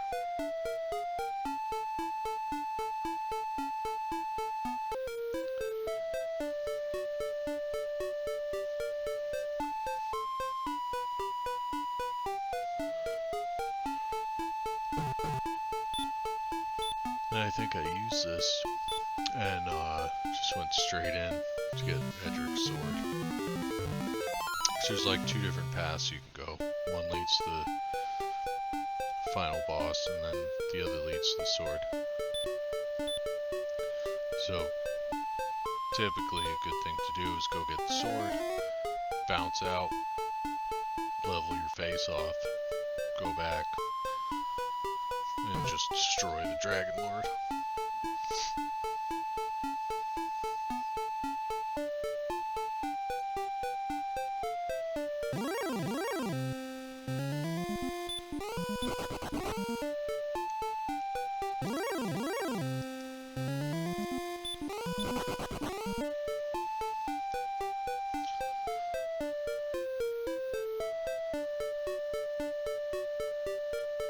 Pretty much just want to run from everything. The enemies it gets a little hairy on the lower levels here.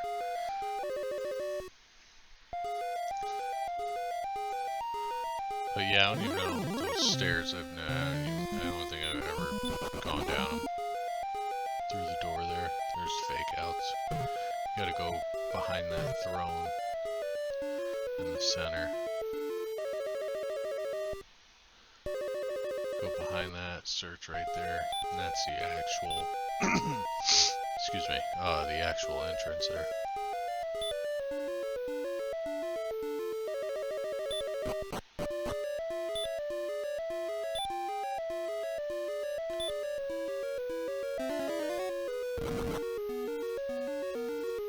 And then this route I take is how you get to Edric's sword. I think the first two floors are pretty linear. Then after that, you're gonna want to pay attention if you're using this for that. But yeah, run as much as you can, because at this level you'll quickly get overwhelmed.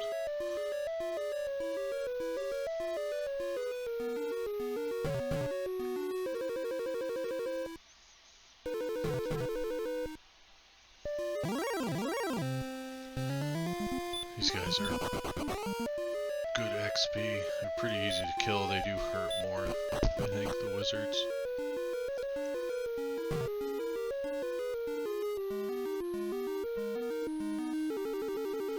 I think you start fighting blue dragons down here, maybe. It's alright, they're not like super hard. Stone men do some damage, though. These guys will cut you down fast if you're not careful.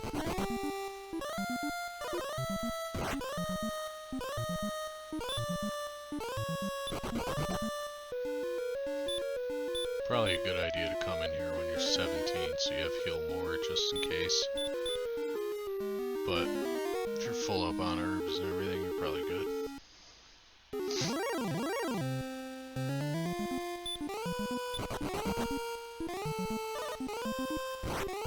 Anything that puts you to sleep just sucks. Sleep will ruin your life.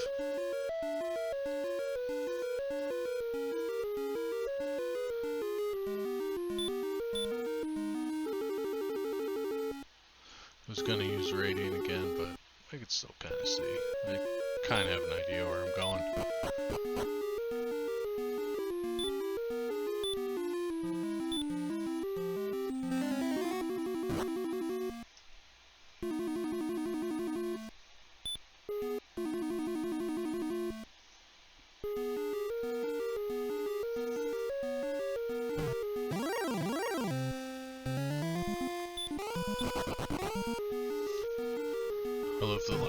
Mad Max sort of look those guys have.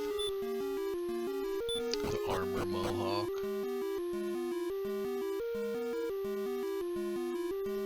Freaking wide stance. You ain't knocking that guy over, I'll tell you that.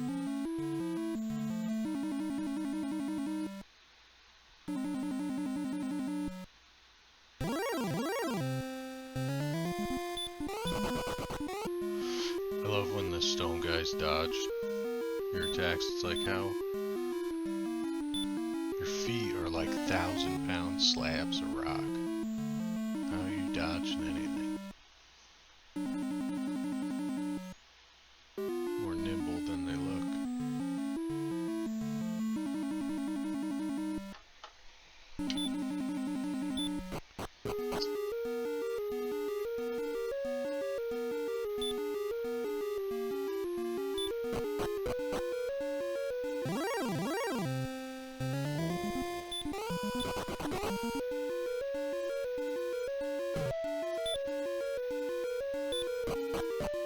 So yeah, just keep following the path.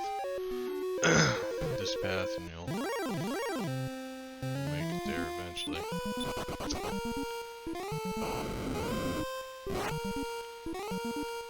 Yeah, this guy. Freaking bring marshmallows to his breath attack there. Green dragons are easy.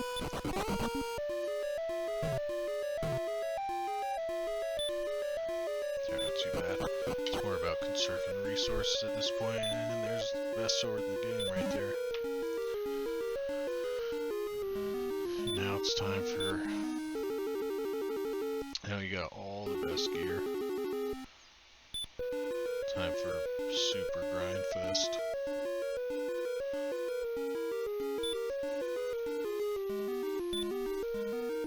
Just the ultimate grind.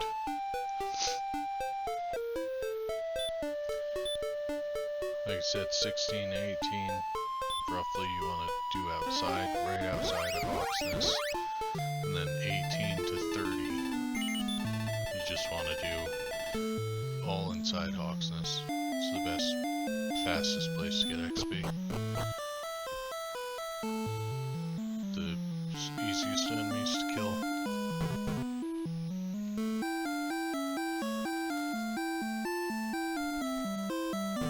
So this old guy behind the counter down here restores your MP when you talk to him. So just to maximize my time out in the field, I would do this.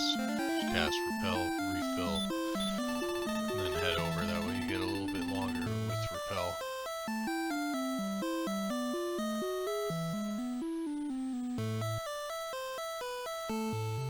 That way you don't have to keep coming back and then walk back out there. I mean, it's not that bad. Once you have repel, you can get there pretty fast. Oh, I go back here to save the princess.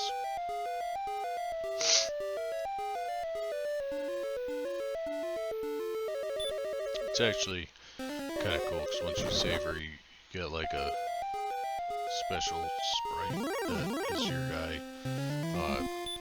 carrying the princess back to the castle.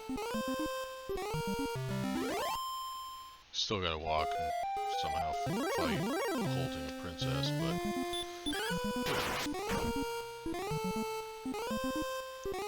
big hit.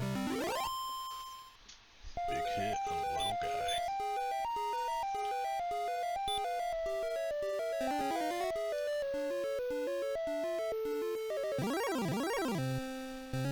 Yeah, this guy ain't nothing anymore. Just slaughter him.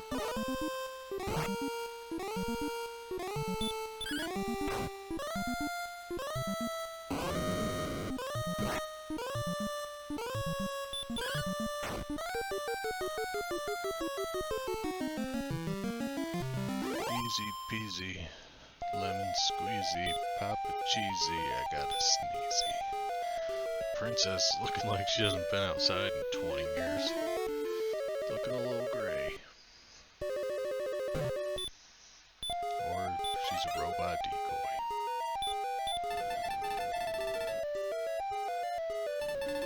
Thou art brave indeed.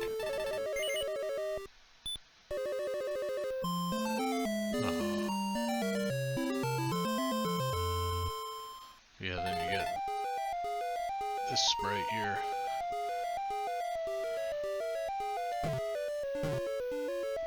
They walked all the way back.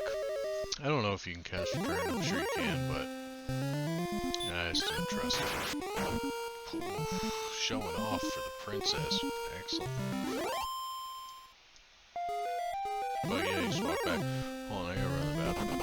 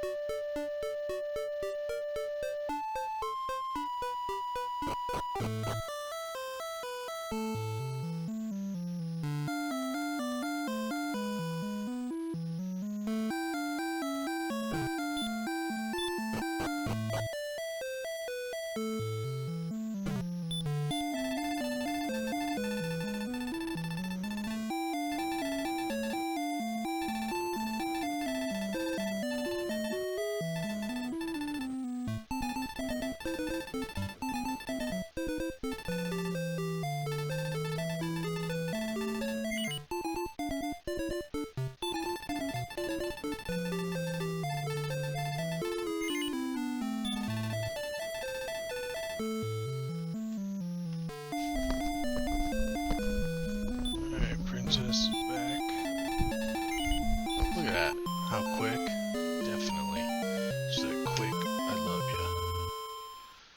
Plus, she's the only princess around. I mean, slim pickings.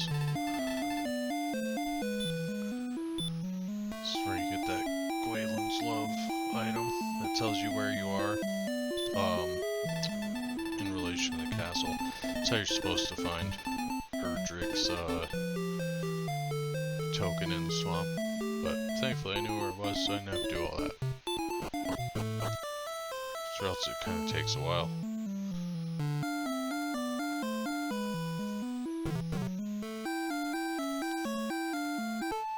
But now we are pretty much good to just grind for the rest of these levels, and then go take down the Peen Lord himself.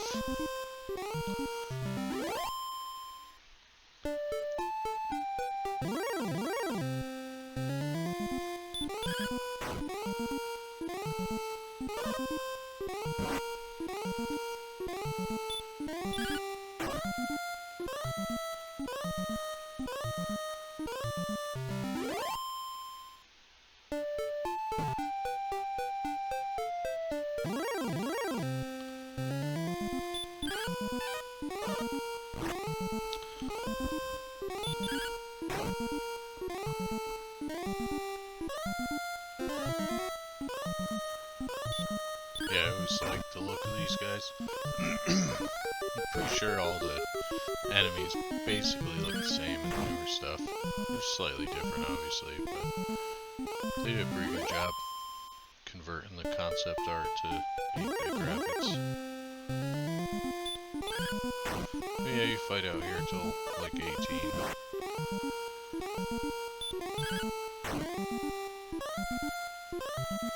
And then you just grind from 18 to 30, or you can take down the boss probably about 22.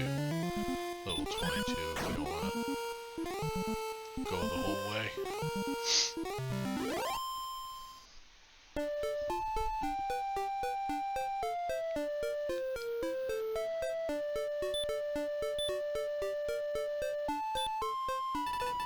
Yeah, she'll tell you how much you need to level without going back to the king too.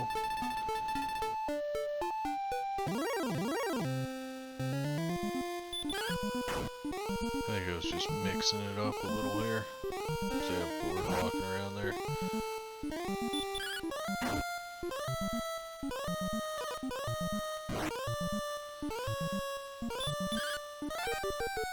I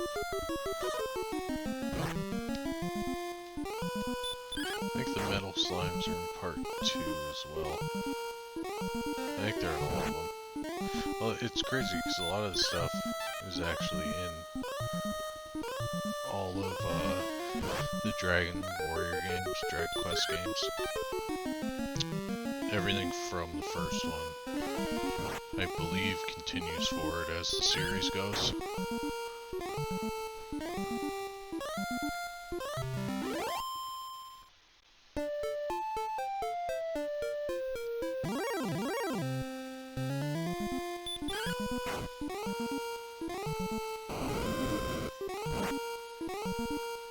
Fire's got nothing now. Nothing.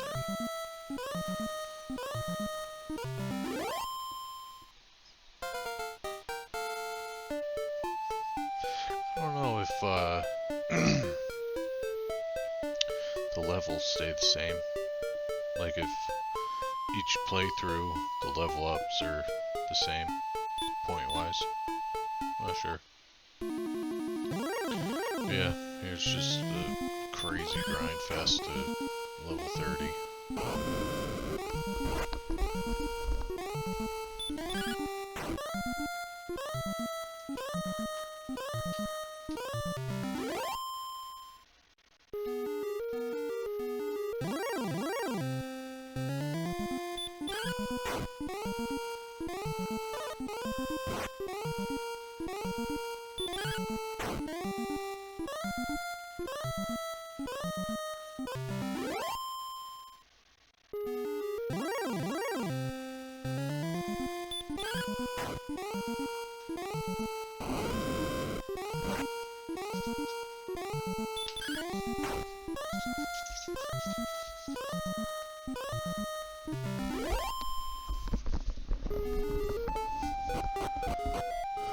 But yeah, here we go. I was trying to see if leveling in here made sense, but it just doesn't. Enemies are too strong. Doesn't make sense. Plus they put you to sleep. Just takes a lot to kill everything.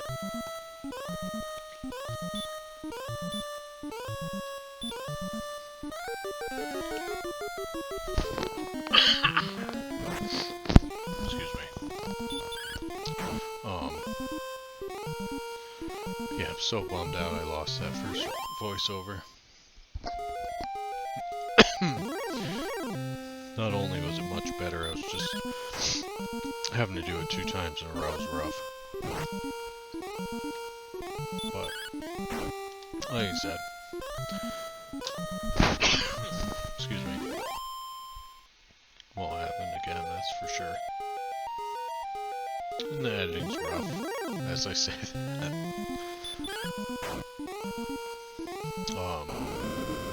Plus I wanted to come in here and kind of show some of the enemies that only appear in here. It's kind of cool to see them all. Even though they're just like different iterations of, you know, ones that you've already fought or whatever. It's kind of cool to see them.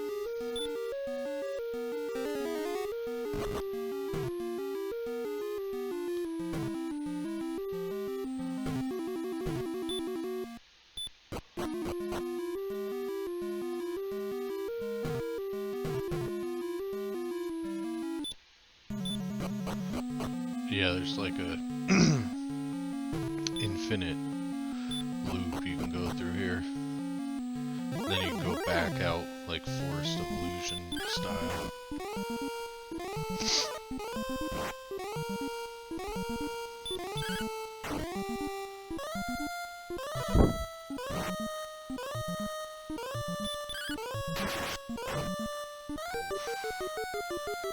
Big hit.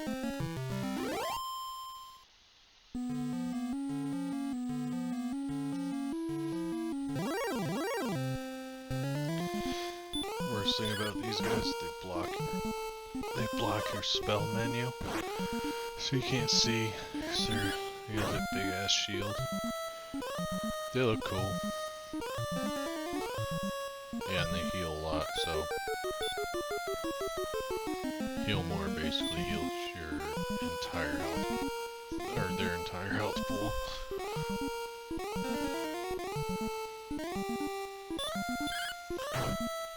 So you end up having to use stop spell. It doesn't work like 2 or 3 times. It takes forever. That's why Hawksness is really the best place to level.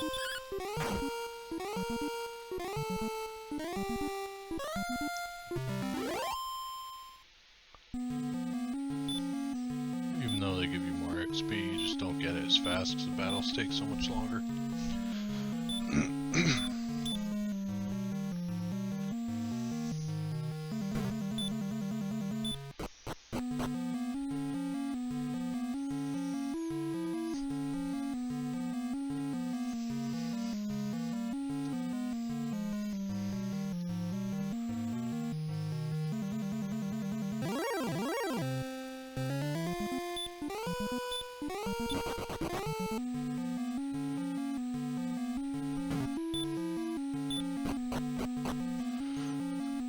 Crystallis actually is another good NES action RPG. I always like that one.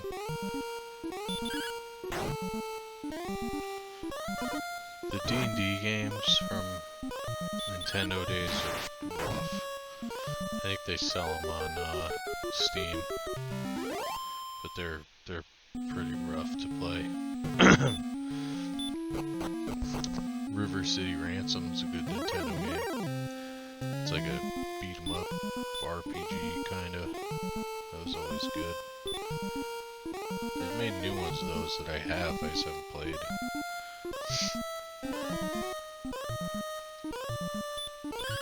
Wizards and Warriors is a good one. It's kinda just like a action platformer. I think you get like gear upgrades and stuff. Hide Lied. That's another one. It's not bad. Or I mean it's terrible by today's standards, but Nintendo days, that's kinda the wizardry games I think are on Nintendo. Super Nintendo is where all the hitters are though. You got Terranigma, which is I think only came out in Europe. It's kind of like Illusion of Gaia, Secret of Evermore. Sure, Secret of Evermore is awesome. Secret of Mana is pretty good. A lot of these games though are like good for their time, kind of thing. Mario RPG, good. They just remade that, I think. I have that on the Switch, I haven't played it. And then you got your Breath of Fires, Lufia. I think there's a Tales game possibly on there. Soul Blazer. Ogre Tactics games. Final Fantasy Mystic Quest. Alright, it's definitely a different kind of Final Fantasy, but still good. Or Ogre Battle, that's what it is. March of the Black Queen. I think Bahamut Lagoon, but that's... I don't remember if that's only Japanese or not. Same with Robo Trek. Seventh Saga's awesome. Oh, Arcana, that was a good one. I like that one. I still have the instruction manual for that game, kicking around somewhere. Star Oceans are pretty good. Seventh Saga I love. Shadowrun's alright, it's kinda hard to get into. Wise or Yeez 3 is good. Dragon View is kinda cool, I think that's like Draken Part 2. I think. Draken was always kinda cool, that was one of the early releases on Super Nintendo, I like that. hunt mission is supposed to be pretty good. I haven't really played that. Ultima game's alright.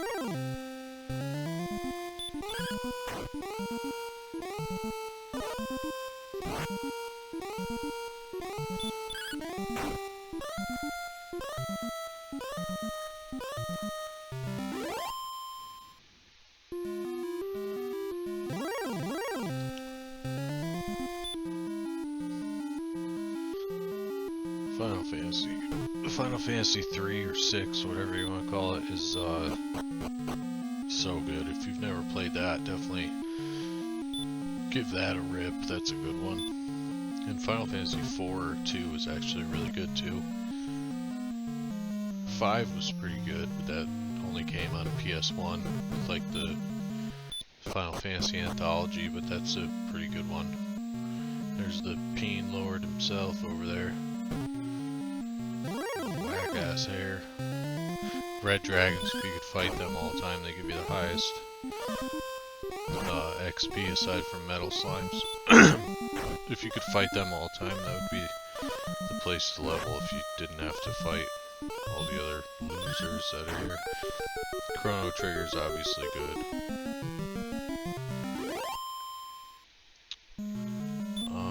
Mario RPG, so I'm trying to think if there's anything else.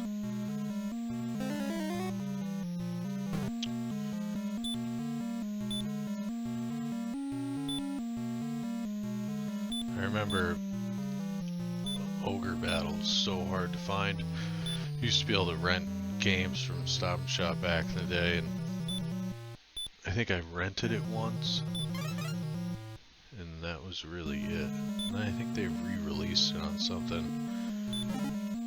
Breath of Fire 2 I never completed, but played for a little bit. Secret of Evermore is good.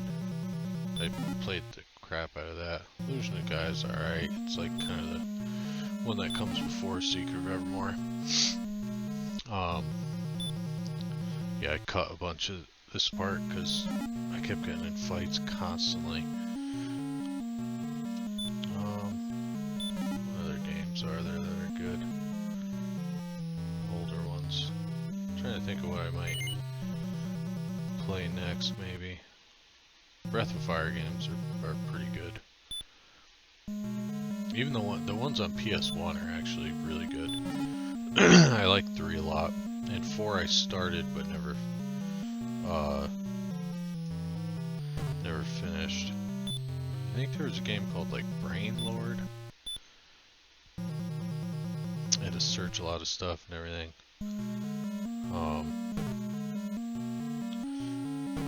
Enix put out some good stuff. Terra Enigma is good. I played that. And Soul Blazer, I think it was alright. It's kind of like action RPG. Yeah, it's just grinding Hawksness, and here's the max level. Finally. Lufia 1 and 2 are good. I think people would probably like Lufia 2 more, because it's more like actiony, and I don't remember if you can avoid battles in that.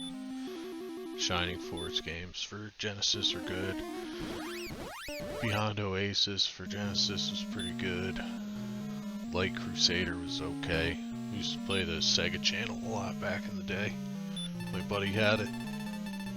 We'd try out all kinds of games on there. General Chaos was an awesome, like, war skirmish kind of game for Genesis that was so good. We used to play that all the time. Lost Vikings, Rock and Roll Racing. Rock and Roll Racing and Lost Vikings and stuff, they sell on Battle.net, I think. So I think I could play those. Rock and Roll Racing, I'm buck wild nasty at. Look at this guy. This whack hair.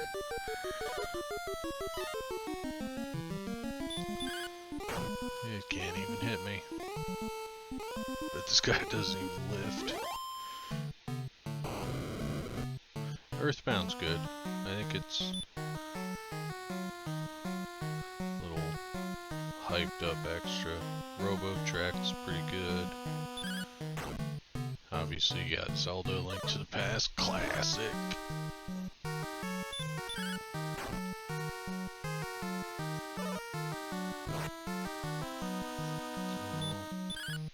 I always liked how this guy's foot like stepped in the text box. I thought it was kind of cool. He's got special music, his own animation, or his own sprite.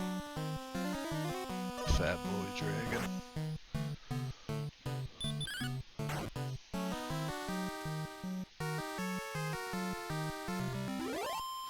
Draken for Super Nintendo I always liked. Oh, got him. Boom shakalaka. Somebody call the doctor. I think this is the second time the Ball of Light is even referenced in the game. Sorry the commentary's kind of lackluster. Doing this 2 times in a row is rough.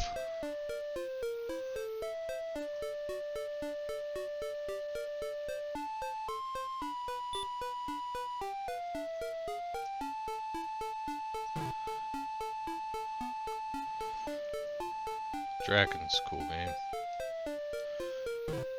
Yeah, I could try that. Because I haven't played that in a long time. That was always hard and kind of like mysterious how it even worked.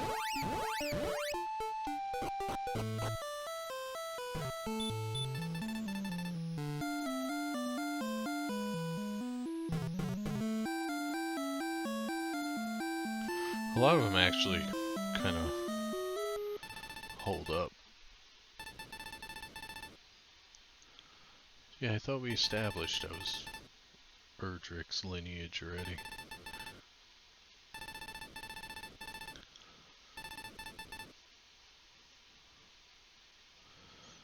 Only time Big Pun spoke. I'm gonna take your daughter and find my own land.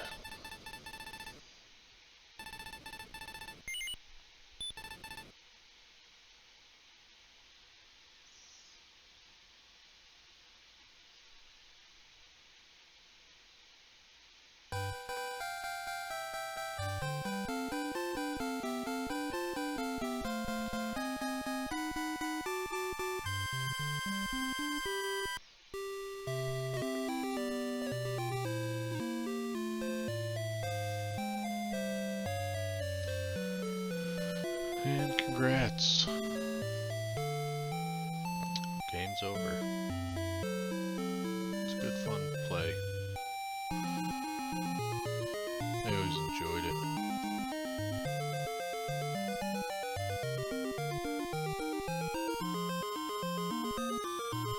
Akira Toriyama, I think that's the Dragon Ball artist. But he does all the Dragon Quest artwork. That's why they all look so similar.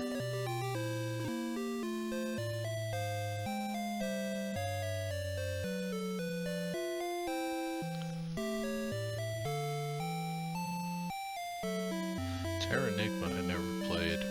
Should get a copy of that and try it out.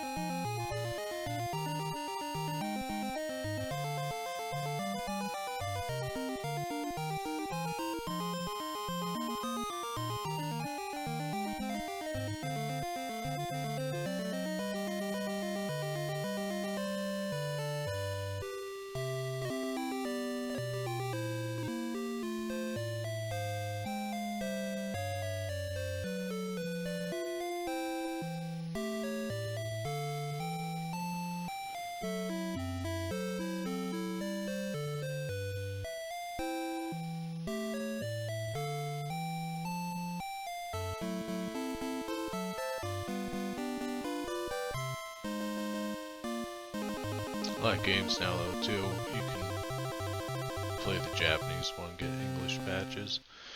But good times. Sorry the voiceover kinda sucked. Peace.